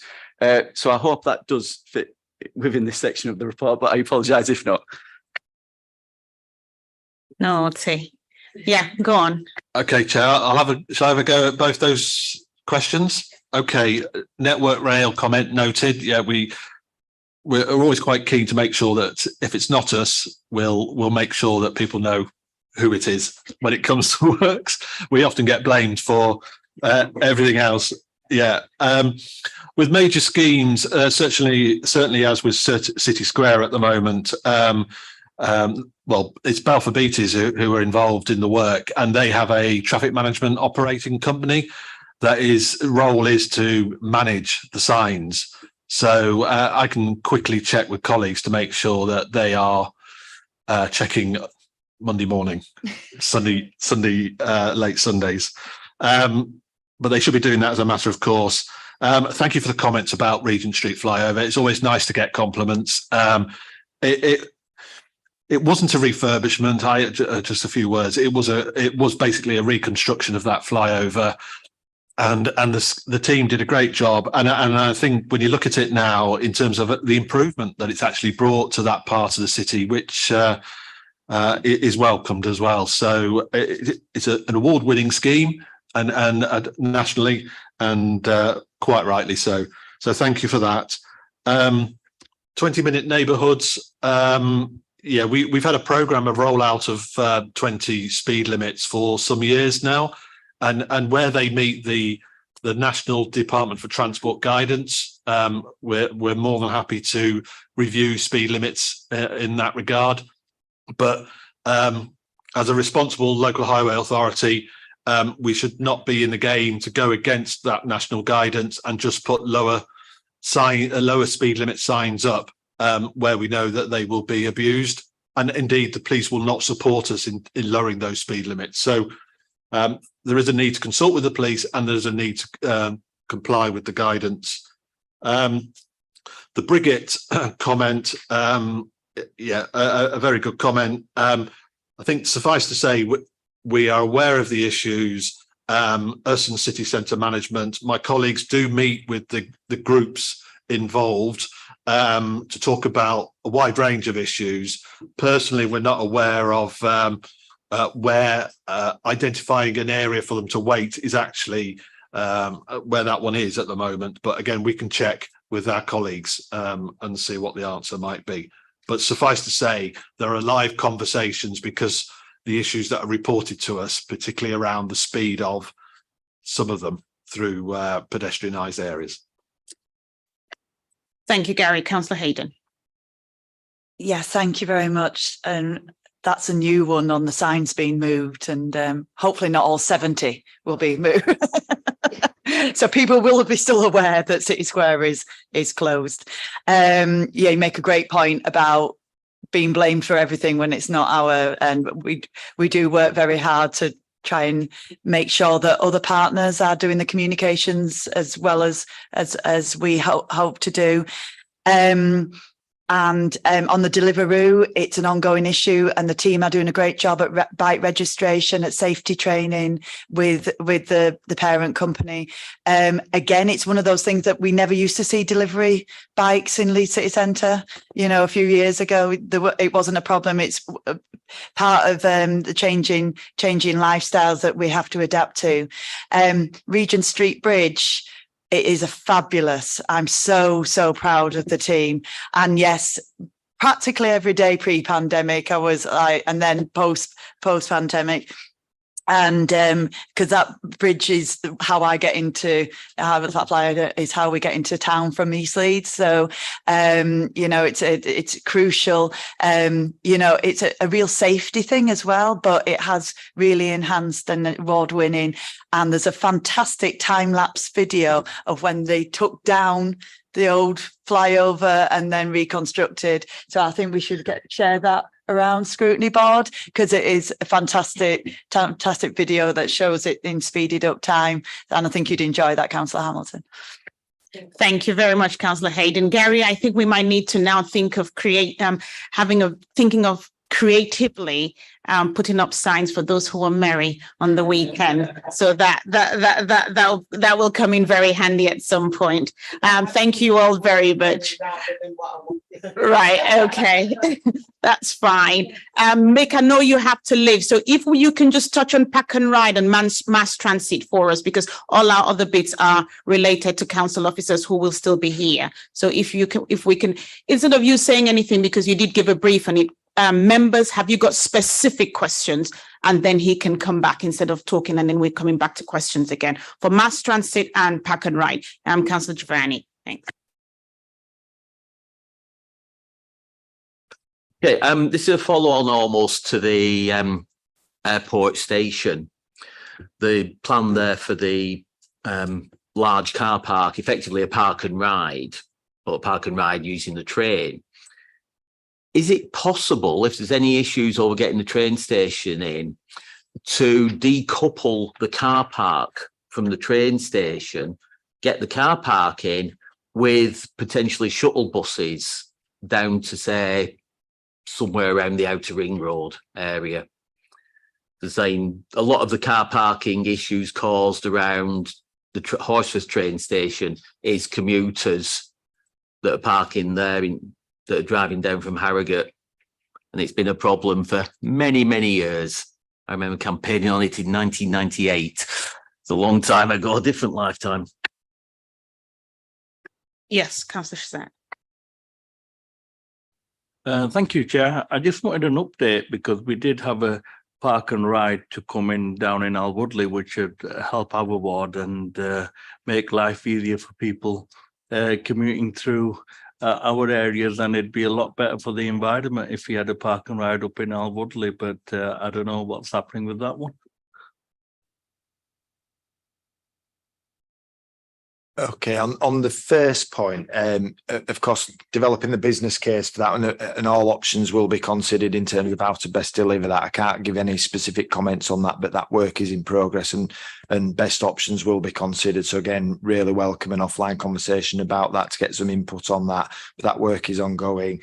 With regards to Alwoodley, this kind of links into the wider Park and Ride strategy. We've got a Park and Ride study that's been commissioned. The Part 1 scoping exercise results report was published in April 2023, and the wider Park and Ride strategy is now being developed as to how that will look across the region, and the performance of the 3 Park and Rides that we've got in the city will inform that strategy and look at further sites that could be utilised and sustainable. And Alwoodley is one of those sites that's being considered in that wider strategy that will come under Part 2 of the Wicker commissioned study on Park and Ride. Thank you. Any other questions on Park and Ride? Yes, Councillor Lay. Thank you. I've got just a couple of questions, really. Obviously, there's been a massive change in working patterns and the way that people access the city. In hindsight, I believe Temple Newsam and Sturton are not that far away on the motorway network. It's at one or two junctions. Clearly, in hindsight, do we still think it was a good investment to put two park and rides so close together, particularly when out my area, out in the outer northwest, I've got one bus that comes, the X84 run by First. When that blobs, there's no way of getting in. There's no railway station. There's no other option but to get into a car and bring yourself into the city centre. And yet there doesn't appear to be park and ride out there, although I accept that Alwoodley is just across, but it is north rather than northwest. And there once was talk about having a Boddington park and ride, and that's gone very quiet. The other thing that I wondered whether with the loss of very early and very late and weekend services, would it be worth considering whether allowing others, because I'm led to believe it's an exclusive license to First to run a service that is effectively in an Arriva district, would there be any gain in changing the model to make them more of an exchange where other buses could come in that would take individuals to other areas than the city centre? And that's my two questions, really. Thank you. Oh, and I just wanted to say on the Gary, I was going to give you a second compliment on the city centre changes. I brought my wife in to go down to Boar Lane, and we went down Cookwood Street and we went down Park Row. And she specifically, like most people, she takes no interest in consultations or politics or anything like that. All she commented was that it was a nice environment for people to walk to and from. And it felt very continental and it felt nice, you know. So I just want to feedback that not everyone thinks that what you're doing is wrong. Or she might have a different view if she's tried to come into town in the car, but she was walking that day. So that was I just wanted to say that on the city centre stuff. Thank you, Councillor Lay. We'll take that. Okay, over to you.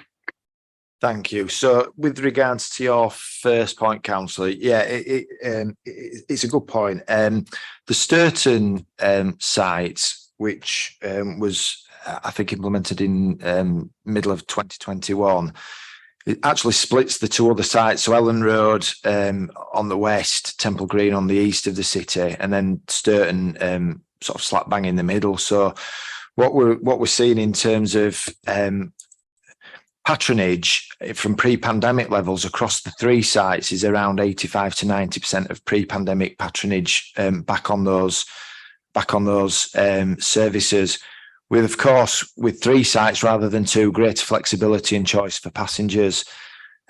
So I'm new to the role. I wasn't involved in the discussions that led to the implementation of Sturton. But in terms of numbers and pre-pandemic patronage versus current patronage, we are at around 85-90% of that across the three sites, and it does split them down the middle. So people from, for example, Middleton, Belle Isle, East Ardsley, in the west of the southwest of the city, and then looking across at the other side in terms of maybe Rothwell. They've got a greater flexibility now to go to Sturton rather than Temple Green. Shorter journeys, better, more convenient for the passenger, and passengers have returned to the service in numbers. Completely take on board the point about hybrid working and changing working patterns and indeed changing travel patterns for passengers. And that's something that we, along with our partners, Leeds City Council and operators, work with to analyse the data to ensure that the most optimal service delivery is given on demand, but also to promote this service as a viable option, as a viable alternative, and a number one choice for passengers to encourage that modal shift. So It's an area under development. As I said earlier, we've got the part 2 study looking at the strategic elements of the park and ride going forward, and very much in the plans for the wider integrated transport provision in the region going forward. With regards to the other point that you've made, not aware of any plans to expand on the current operating model. Of course, we're always open to looking to review what that operating model is and optimising services for passengers, but at the moment not aware of any discussions that are taking place.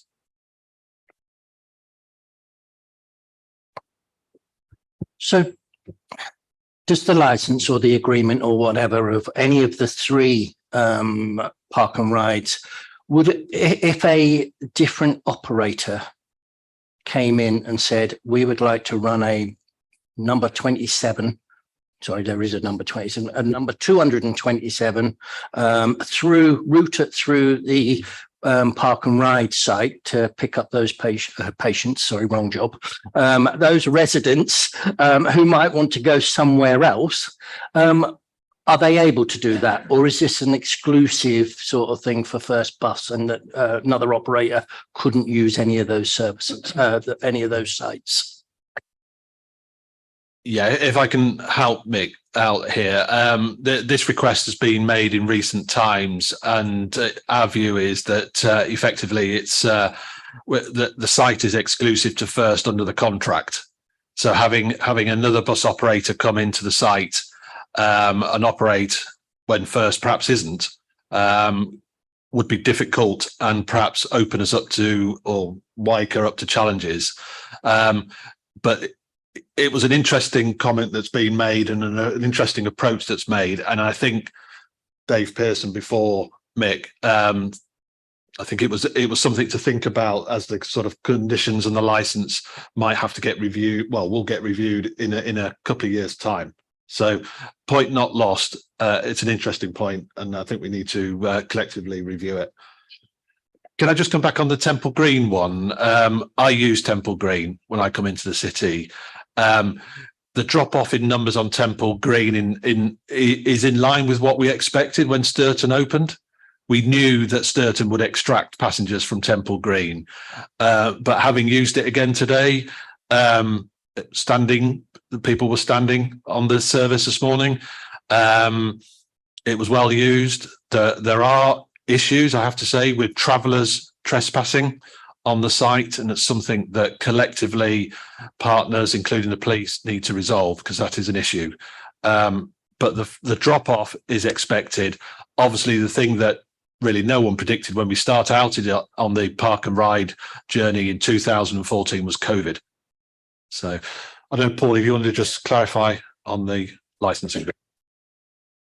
I think I was just going to try and answer some of the questions that were asked around Alwoodley, Boddington, and other sites in the north. And one of the key, and the study will look at those and look at where that demand can work. But one of the key success criteria of the park and rides that we have delivered is that the bus service can get to the city centre quickly, with priority, etc. And actually, that's often the challenge. Rather than just finding the site for the car park, it's ensuring that you can get a quick, reliable service at a high frequency. And the further out, and this is the challenge of the topography and geography, the geography of Leeds, is those sites in the north are further away from the city centre.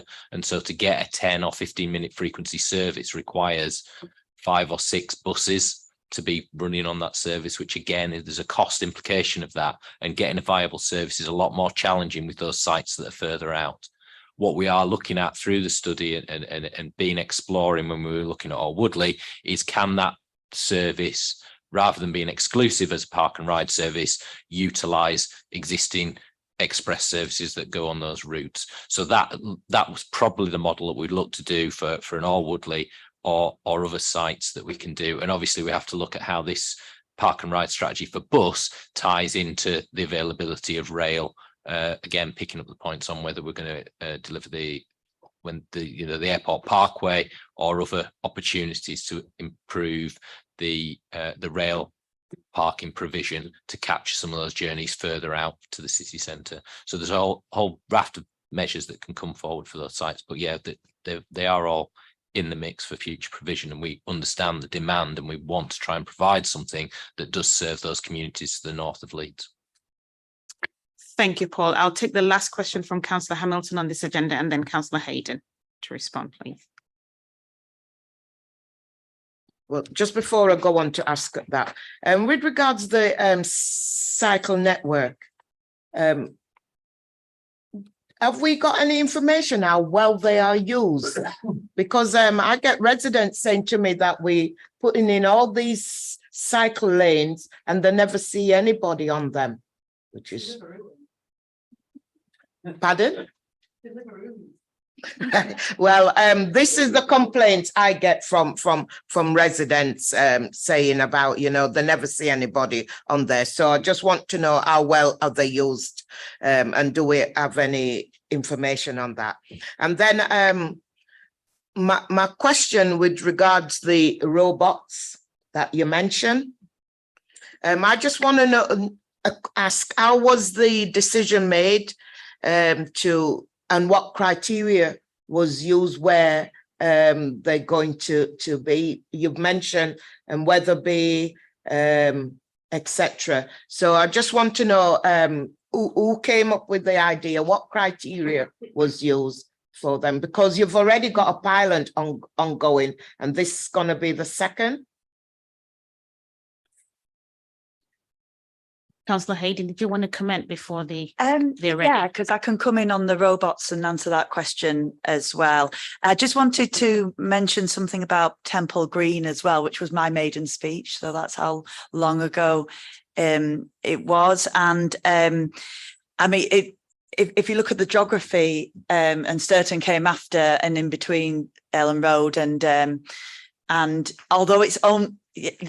Councillor A said it's only 2 junctions on. If you're coming from York, where my cousin was desperate for it to open, or from Harrogate, and those commuting down the A1, they're straight into Temple Green, and that's so it's serving different communities. Whereas, as Mick mentioned, Sturton is serving the south of that wedge in the south of the city, and then going down to Wakefield and Sheffield, and coming up the M1, then people commuting into the city there. So I think we need to not just think about the people of Leeds and how they will use Park and Ride, but actually people commuting from other towns and cities into Leeds, which hundreds of thousands of people do, you know, like not as much every day as they used to because of hybrid working. If I answer question and Councillor Hamilton's question on the robots, it was started as a trial in the Adel area, in Wheatwood area, and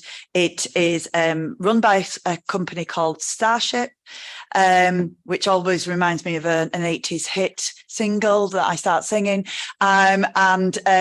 We didn't do anything in terms of criteria or anything. We gave permission for the trial to go ahead based on a lot of research that a fantastic officer did a year ago, and went down to, I requested not to go to Milton Keynes because it's not a proper city. It hasn't evolved over a couple of 100 years as we have, but to Camborne in Cambridgeshire, where they were already running a trial, and now they're all over the UK and Europe in terms of doing. It has to be a trial because the DfT has not got any legislation for these. So we've just extended it by another 6 months. And we're going out to 3 different areas: Swarcliffe, which I'm mega excited about, Kippax and Weatherby. Those areas were suggested by Starship, who make the robots and run the robots. They're based on the locations of co-ops who they're in partnership with, and who actually, it's co-op milk and bread and chocolate and things that get delivered. So it's a purely non-council that they asked for our permission to use the highways, and then we did our own assessments. I say we, I didn't do anything. The officers did their own assessments and the width of pavement, all that sort of thing, and to see whether but it's been extremely successful. I know the one in Wakefield, in Outwood, enormously successful. So I'm really hoping that the other 3 trials in Leeds, but the criteria was all done by the company that service and deliver the robots, and by the co-op and what they could facilitate as well. I hope that answers questions. Thank you, Councillor Hayden. I have seen them. They look super cute. And sometimes I get scared that someone's just going to pick them up and put them in the back of their car. So I really hope, it works long term. Thank you very much. Yes, I said it was the last question, but I haven't heard your voice. So I'm longing to hear one. Go on, Councillor. Thank you, Chair. I'll be very quick. It's just a comment on the robots. They have launched in Kipax this week. And despite some funny mistakes that they've made, they seem to be going down well. And then I think it's worth pointing out that I think a lot of the kind of technological improvements often are done in inner city areas.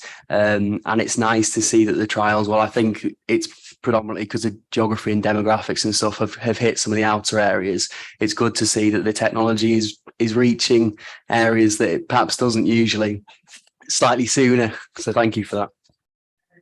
Thank you, Councillor Miller. Has anyone used them here? Any member used, apart from you, Councillor Hayden? Well, can I just say that I had to pay an extra £1 delivery for my children to walk up the street because we haven't got them in LS15. They are coming to LS14 now. So yeah, I didn't realise till afterwards that I'd paid £1 delivery for their mini eggs to be taken up the street. But yeah, we were really keen, and it did come from Starship themselves. But I was really keen that we went to, because what I was accused of in my family on WhatsApp was, you'll just put them in the posh areas, Helen, won't you? And I was like, and I couldn't answer that 6 months ago. So yeah, I'm really keen for a different people and for the outer areas. And I'm really pleased that they're going down well in Kipax. As my old colleague, well, he won't appreciate me calling her, but Councillor Lyons, Alderman Lyons, the Land of Milk and Honey have now got their robots. So that's great. Excellent. Thank you very much. Right. Members, regarding mass transit is something I would really like us as a board to look into more detail. So if you all don't mind, if we can set up a different session for that, even if it's remotely, for us to actually do justice to that agenda. Is that something you all will welcome? Is that a yes? All right. Thank you very much. So we can actually allow Mick to leave on this agenda, and just to say thank you very much for your time. I do know we will be inviting you back in November, and please do not forget about the questions and answers that you need to return back to ourselves at some point, but we will write to you after today. So thank you very much for coming, and wishing all of you good luck in Waika. So thank you. Right, we're going to take a 5 minutes break. Everyone get something to eat, get something to drink, and we'll be back in 5 minutes. I will count it. Thank you.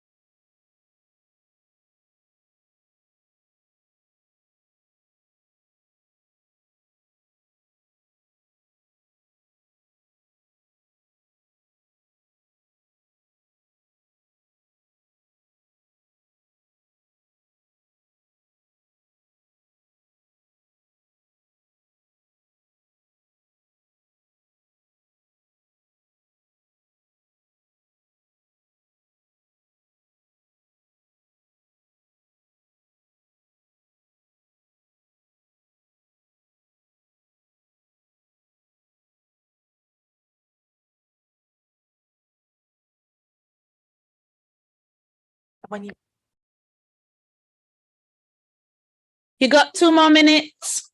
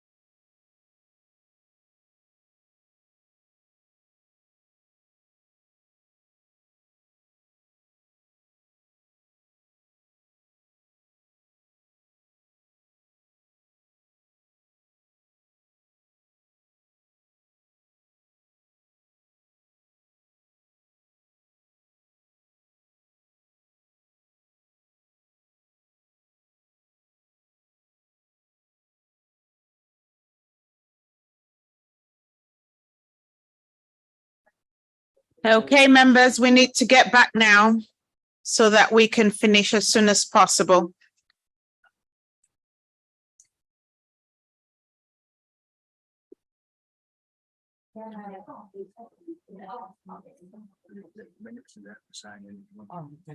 Well, it's red. Do you have black? Yeah,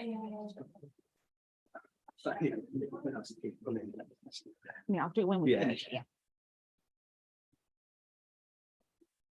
Okay, thank you all very much. I hope you all have had something to eat. If you're just joining us, please feel free to have a drink and something to eat as well. We're going on to agenda item number 8, Leeds Station Sustainable Travel Gateway Project Update. So just to say welcome to officers who are just joining us, and to say a huge thank you to Chloe and Angela for your wonderful site visit on Monday, which was really, really helpful to the board, and particularly to myself, really, in understanding the work that's currently going on around our rail stations.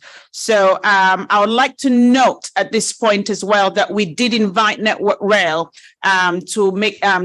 to join us on this agenda, but unfortunately are not able to attend. So members, any questions or comments regarding anything that falls within the remit of Network Rail, we will have to take that outside and pick it up outside of this meeting. And I am certain they will be joining us at some point in the year. So I will now call on Councillor Hayden to introduce. Oh dear. Okay. Angela and Chloe, if you could kindly introduce yourselves, please. Good afternoon, everybody. My name is Chloe Dummer. I'm a project manager for the station development team, and I'm responsible for delivering the Leeds Station Sustainable Travel Gateway project. Good afternoon. I'm Angela Lawson, Head of Station Development, responsible for delivering the Leeds Integrated Station Master Plan.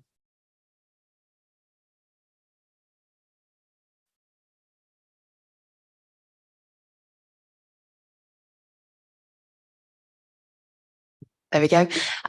Good afternoon, everybody. I'm Angela Barnacle. I'm the Chief Officer for Asset Management and Regeneration at Leeds City Council. Good afternoon. I'm Councillor Helen Hayden, Executive Member for Sustainable Development and Infrastructure. Thank you all for coming. Could I now ask officers to give a brief overview of this project, and could you also include the key milestones of this project. So who would like to go first? Is that yourself, Chloe? It is, yes. Thank you, Excellent. Chair. Over to you. Thank you. The Leeds Station Sustainable Travel Gateway project represents the first phase of the delivery of the Leeds Integrated Station Master Plan. This was developed in recognition that in 2000, Leeds Station had annual passenger numbers of 9 million. By 2019, this had risen to 34 million. And despite COVID, Leeds Station in June 2023 was at 90% of pre-COVID passenger numbers, despite there being less services and disruption to some of those services. By 2040, based on national guidance, the forecast for passenger numbers is 40 million. However, this does not take account of the actual demand in Leeds, and it is anticipated that this will be much higher, taking account of the existing demand and the rail network investment in the region. The Leeds Integrated Station Master Plan was approved in 2017, and it is a joint undertaking by Leeds City Council, the West Yorkshire Combined Authority, Network Rail, Department of Transport, amongst other partners. It seeks to redevelop Leeds Station and the surrounding area in a coherent way in order to meet the increasing growth in passenger numbers, as outlined previously. The Leeds Station Sustainable Travel Gateway project will specifically address issues of capacity, accessibility, health and safety, security and connectivity from the station's entrance on New Station Street to the city centre and South Bank. The Leeds Station Sustainable Travel Gateway project is externally funded through the Department of Transport's Transforming Cities Fund, which the Combined Authority were successful in obtaining £317 million back in March 2020 to deliver 22 schemes across the region. In December 2022, Leeds City Council was successful in securing 46.1 million of this external funding to deliver this scheme. The majority of the project will be delivered on Network Rail land. Therefore, Network Rail will own, manage and maintain the assets created as part of these works. Leeds City Council will continue to manage the limited elements of the scheme that are on the adopted highway. Since project initiation in November 2019, the project has gained planning permission, which was achieved in October 2020. Highways Authority approval in October 2021, Executive Board approval in July 2022, and Network Rail's internal design and safety and security approvals. Traffic regulation orders for the highways changes and the Local Government Miscellaneous Provisions Act for the designation of the Hackney taxi rank on the adopted highway were advertised in the summer of 2022 with no objections received. The scope of the project includes the pedestrianisation of New Station Street. Buses were successfully relocated to Boar Lane in July of 2022, and the Hackney taxi rank will relocate to Bishopgate Street at the end of the project. Due to Network Rail's works to replace the Millgate structure, Network Rail have temporarily relocated the Hackney taxi rank from New Station Street to Princess Square. However, as I said, it will be relocated to Bishopgate Street at the end of the project, which is currently scheduled for late 2025. Pedestrian priority improvements to New Station Street will also be undertaken. To improve connectivity between New Station Street, Bishopgate Street, the city centre and the South Bank, a series of wide staircases will be built alongside two large 21-person passenger lifts, which are of sufficient size to accommodate people with wheelchairs, luggage, cycles. The lifts will also provide step-free access from the station entrance to the taxi rank. Alongside the passenger lifts, there'll be a new circa 500 space cycle hub. The cycle hub will serve the city as well as the station. The cycle hub will be accessible from Bishopgate Street and will accommodate accessible and electric cycles. The cycle hub will be owned by Network Rail, who will lease it to a third-party operator to manage it on their behalf. In terms of the taxi rank on Bishopgate Street, this is double the size of the previous rank on New Station Street, and together with the feeder ranks that will be on Swinegate and Sovereign Street will provide equivalent curb space to the former rank on New Station Street. A purpose-built shelter will be constructed next to the rank. The operation of the taxi rank will be managed by a marshal who will be located in the top of an archway on Bishopgate Street. Environmental improvements will be made on Neville Street and Dark Neville Street, both of which are key connecting routes from the South Bank to the station and city centre. On Neville Street, the previous cladding has been removed and it will be replaced with new cladding, which will display public art on the eastern side. And on the western side of Neville Street, there'll be imagery which has been developed between Network Rail and one of their partners. The images on the western side will also include a decommissioning piece, which was produced by the curator of the previous cladding.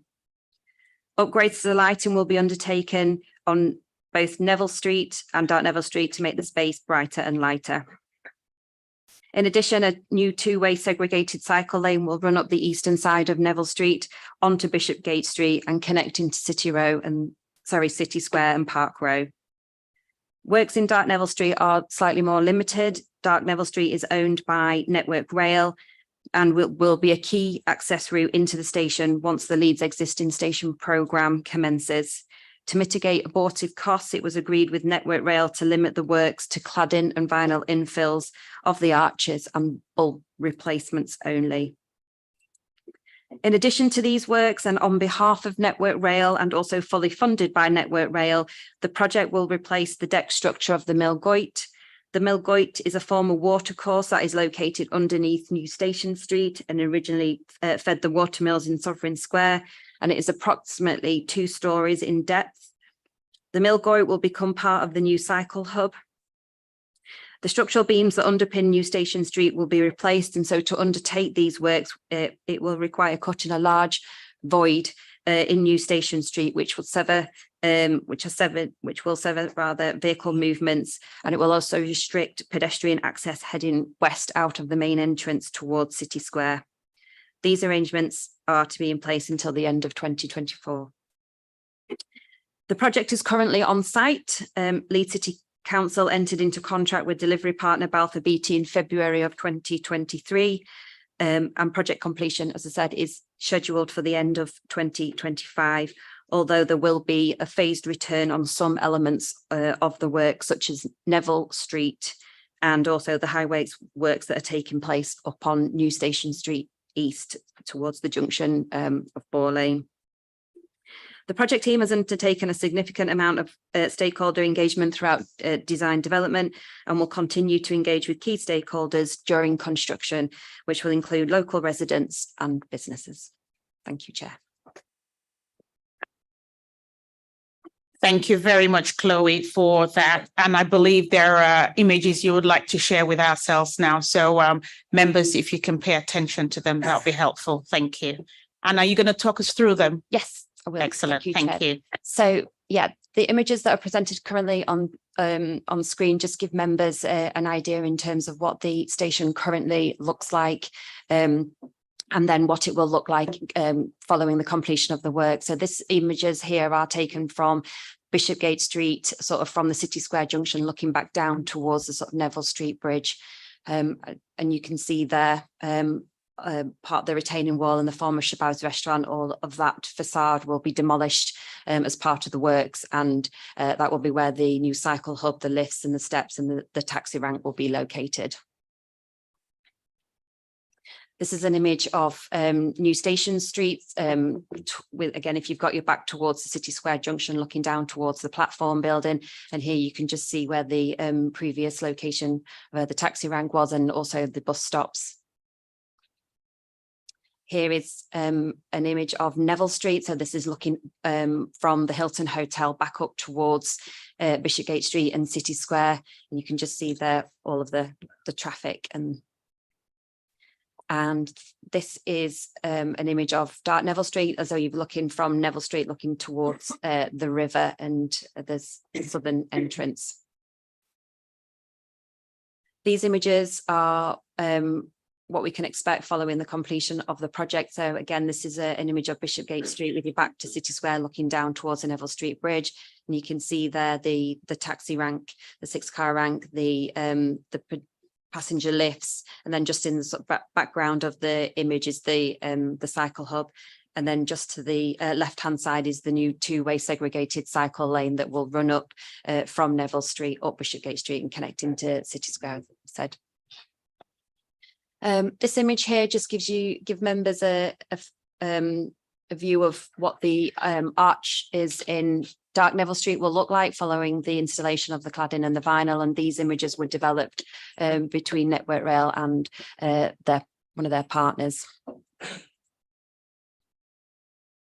Just another view. And then this here is an image of the public art space that will be installed on the eastern side of Neville Street.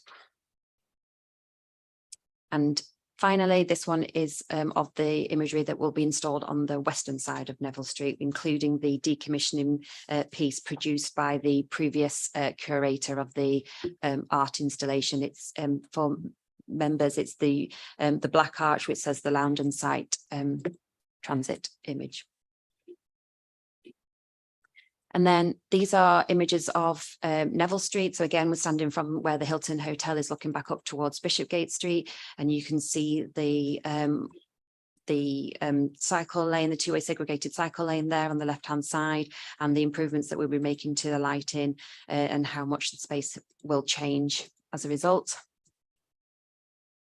This image here is as though you've got your back to the main station entrance on New Station Street. So the pedestrian, you can see the pedestrianised space and the passenger lifts that are directly in front of the station entrance. And just to the right-hand side of that is part of the cycle hub. And then the steps are to the left.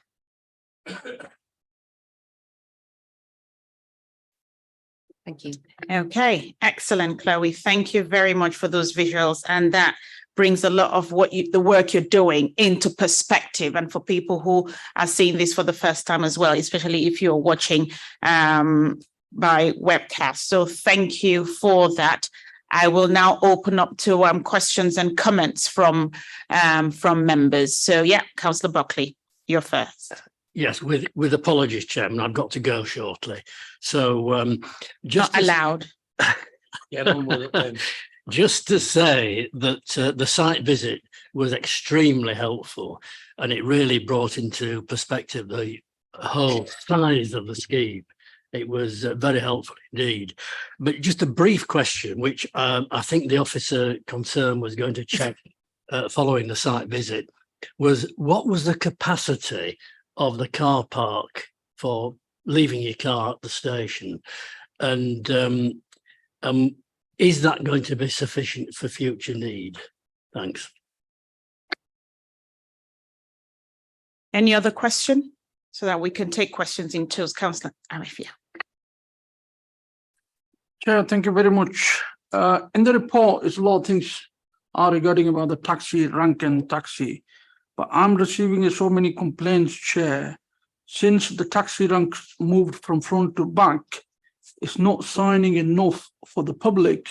Where is the taxi rank, especially for the people who's going? Well, the taxi rank is at the back of the station now, right?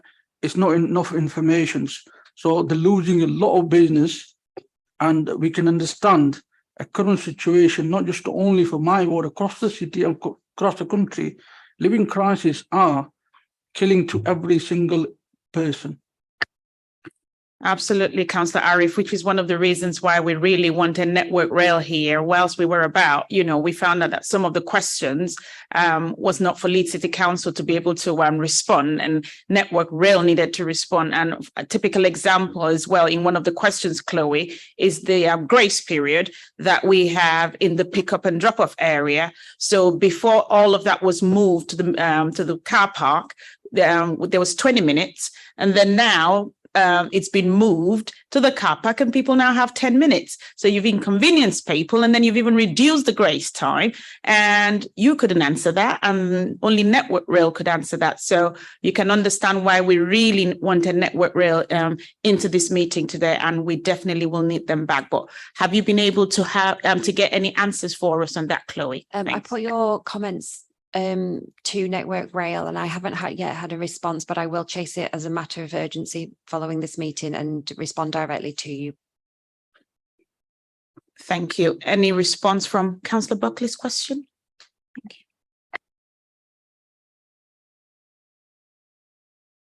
you. Again, in terms of the capacity, we don't have the answer for that because we've asked Network Rail.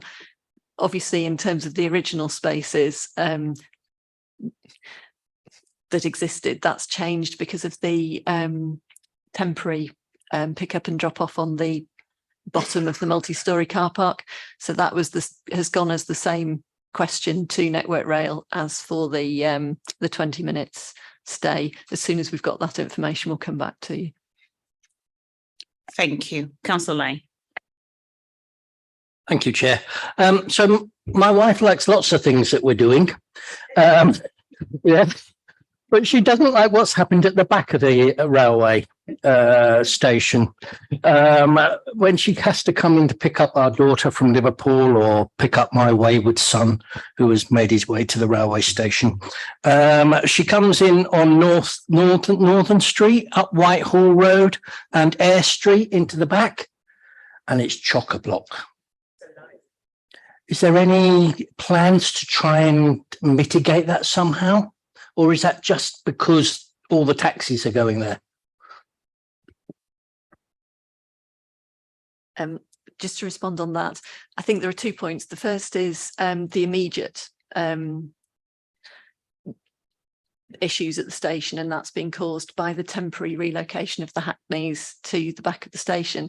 That is unfortunately going to continue for the next 18 to 24 months while the works to the Millgoyt are completed. And unfortunately, it was an inevitable outcome of Network Rail determining that they needed to do the safety works to the Millgoyt on New Station Street. It's the only place for the Hackneys to go. Long term, Network Rail propose to redevelop parts of the station to increase the capacity. So in order to meet the capacity that Chloe was talking about at the beginning of her introduction, the station needs to expand quite significantly to meet that capacity over the next 20 years. One of the areas that Network Rail need to look at is the impact that that has on Princes Square and pick up and drop off. And that's part of that programme that they'll take forward during the rest of this decade. Yes, Gary, thank you. Thank you, Chair. I mentioned in the earlier session about East Street Busgate. When we closed City Square, the people who know Leeds realised that there was an alternative route, alternative to the Inner Ring Road, which we want them to use, via the route that's just been described: Whitehall Road, Eyre Street, East Street. The bus gate that's been introduced in recent weeks is designed to stop that rat run. And so it's early days yet. It's only been in a matter of a few weeks. Camera enforcement is now available. People will be getting letters in the first instance, then they will get a fine if they continue to abuse that bus gate. But the introduction of that bus gate is specifically to address the concerns of the congestion on Whitehall Road, Eyre Street, which Councillor Lay has outlined. Okay, thank you very much, Councillor. Do you want to come back? If you do, let your wife know that on behalf of the board, we do like her. Thank you. Okay.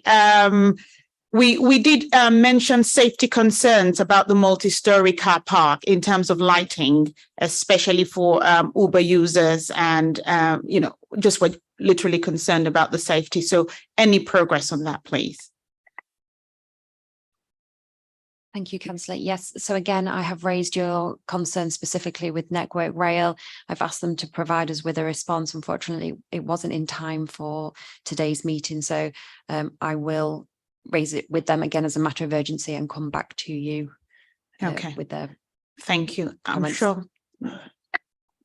Thank you. Did I see a hand up here? Yes, Councillor Shazad. Thanks, Chair. Sorry, I couldn't attend the actual meeting that you had at the station because I was a prior engagement. But a few questions I have is for passengers with disabilities. There is a big issue on where they can be dropped off, and currently the situation is even worse, obviously, with the Hackney carriage rank being at the back. But a lot of those passengers do travel in private hire. So where are they supposed to be dropped off with all the congestion and all the extra time that they actually need to actually get onto the platforms and get to their trains on time? So that's an issue. And I think that'll be an issue going on once the actual station is complete, because you've got the Hackney carriage rank, they'll have access on that side. But then I'm just wondering, where does anybody, even if a member of family is dropping their spouse or the member of their family off to the station while they're disability, what we're doing to make sure that we're catering for the people with disabilities. And the only thing I don't like about the new station design is there's no real transport integration, because we did used to have some sort of bus services running through it. Now people are going to have to find out where the bus is, where the bus stops are, where the services are. There was some sort of shelter where currently the buses were running through, people were able to stay under the shelter. I mean, now I feel like if there's no connectivity from the station other than to be able to get a taxi, you can't get onto the other public transport. Even the coach station is a good half a mile, and if you've got some suitcases with you, that's a bit of a trek to get to the coach station or the bus station if you need to. So is that something, whilst you're still doing these plans, can you look into that? Because any transport, especially public transport, if that's the way we want to go, we want to make it as easy and as simple for everybody to use. Thank you. And I'm losing my voice.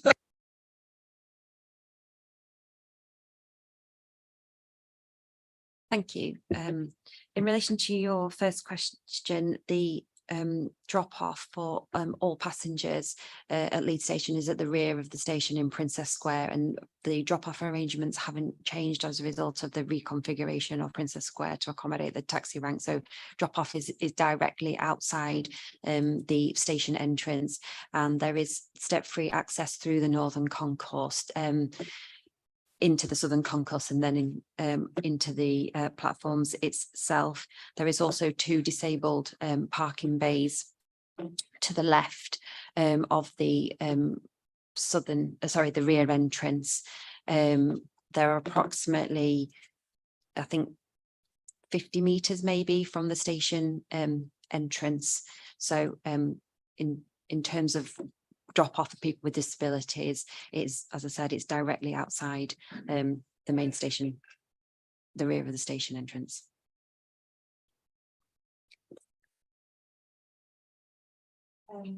Thank you. Just on the point about connectivity, to be fair, it was only certain buses that's, a limited number of buses that stopped.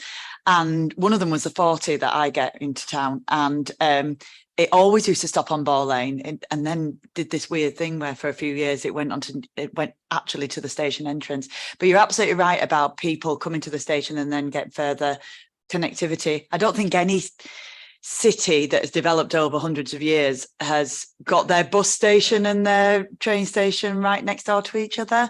But I have to say that it's now much easier to walk with the widened footpaths from the train station down to Kirkgate and with everything that's been done around Corn Exchange as well. So it's actually a really pleasant walk, and it's much better. But I absolutely take your point that people who are new to the city, actually some of us who are not so new, will need really good information, and I think that's what we need to work with city centre management about, really clear directions to the bus station, what buses go from City Square and Ball Lane, which is not too far, and so that kind of information, and having information boards when you leave as you're leaving the station to say, if you want to get to, I don't know, the stadium at Headingley or Ellen Road or something like that, exactly what you do. And I do know the bus companies have got those boards up. There's one in City Square, for example, near those feet. But it's I think that's really, really important point in getting that connectivity right, so people can access different types of public transport, including taxis as well, for their onward journey. Thank you. Yes, Angela. Thank you, Chair. Just to add to Councillor Hayden's point as well, when we relocated the buses, we worked closely with West Yorkshire Combined Authority. So what they've done is instigate an app which does tell you where to find your buses as you come out of the station.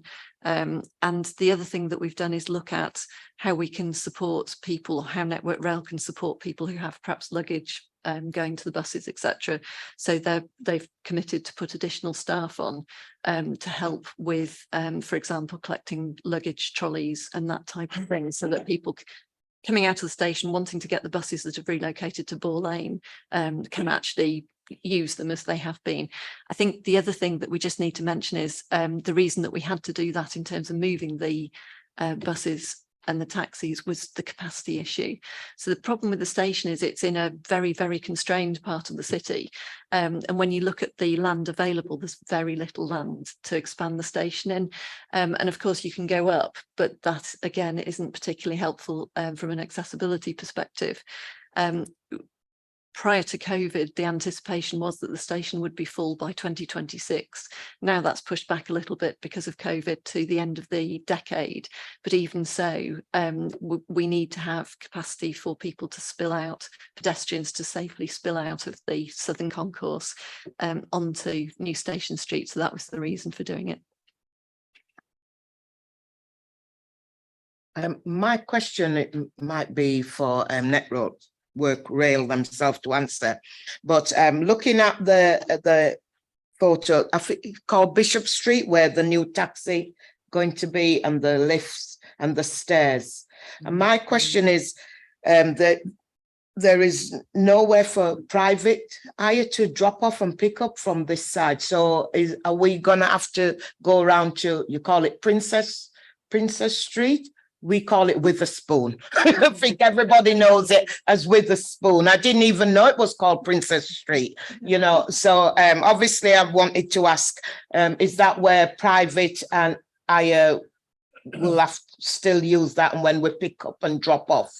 You know, because obviously you've gonna have a lift here and stairs, and a lot of people would be happy for the lifts, but it would only be the black and white taxis.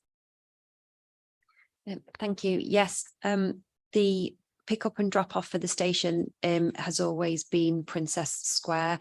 The taxi rank on New Station Street has just been for pick up only, not drop off. So going forward, the pick up and drop off for private hire will continue to be in Princess Square, and the taxi rank for the Hackneys will drop down to Bishopgate Street, which will be pick up. So are they going to make any improvement? Because 24 months, I mean, I know we're saying it's temporary, but it's a long time for a lot of us who always go in there, because with it being a nightmare at this moment, are they going to improve it after they've finished the work on is it called Bishop Street? And also in front of City Square, is that entrance going to just remain as it is?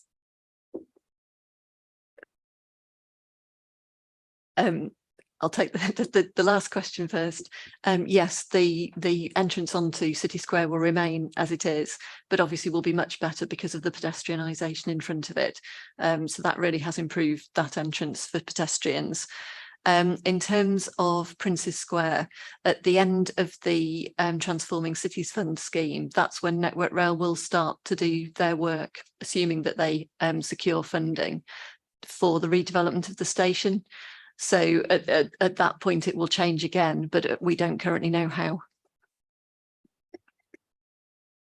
Gary, you had your hands up. Did you want to come in?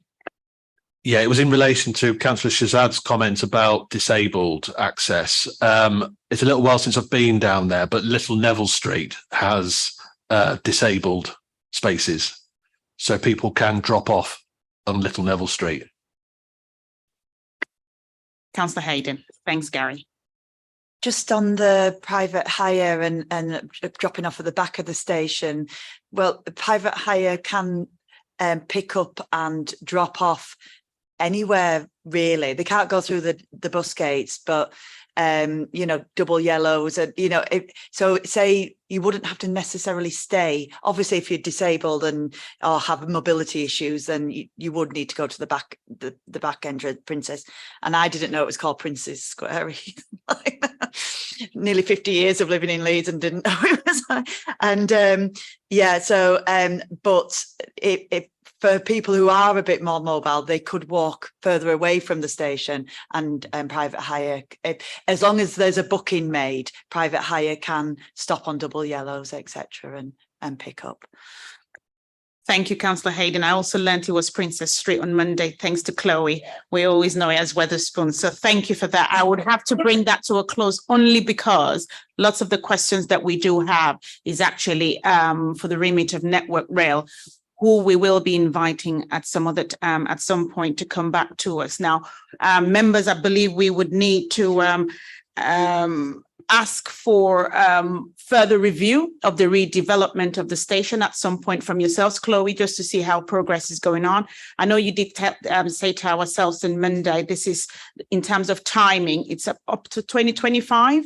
Yeah, so but just in case in between, you know, depending on how the public are faring and how the work is going, you will hear from us sooner than that. And then hopefully when we have Network Rail in the room, because there's certain things that you're doing with them. So there are certain questions, even though they're here, you will need to also assist in answering certain questions. So we will have to invite you back again, I'm afraid. So, well, on behalf of the board, we just want to say thank you very much for what you are doing so far. And thank you for attending today, members.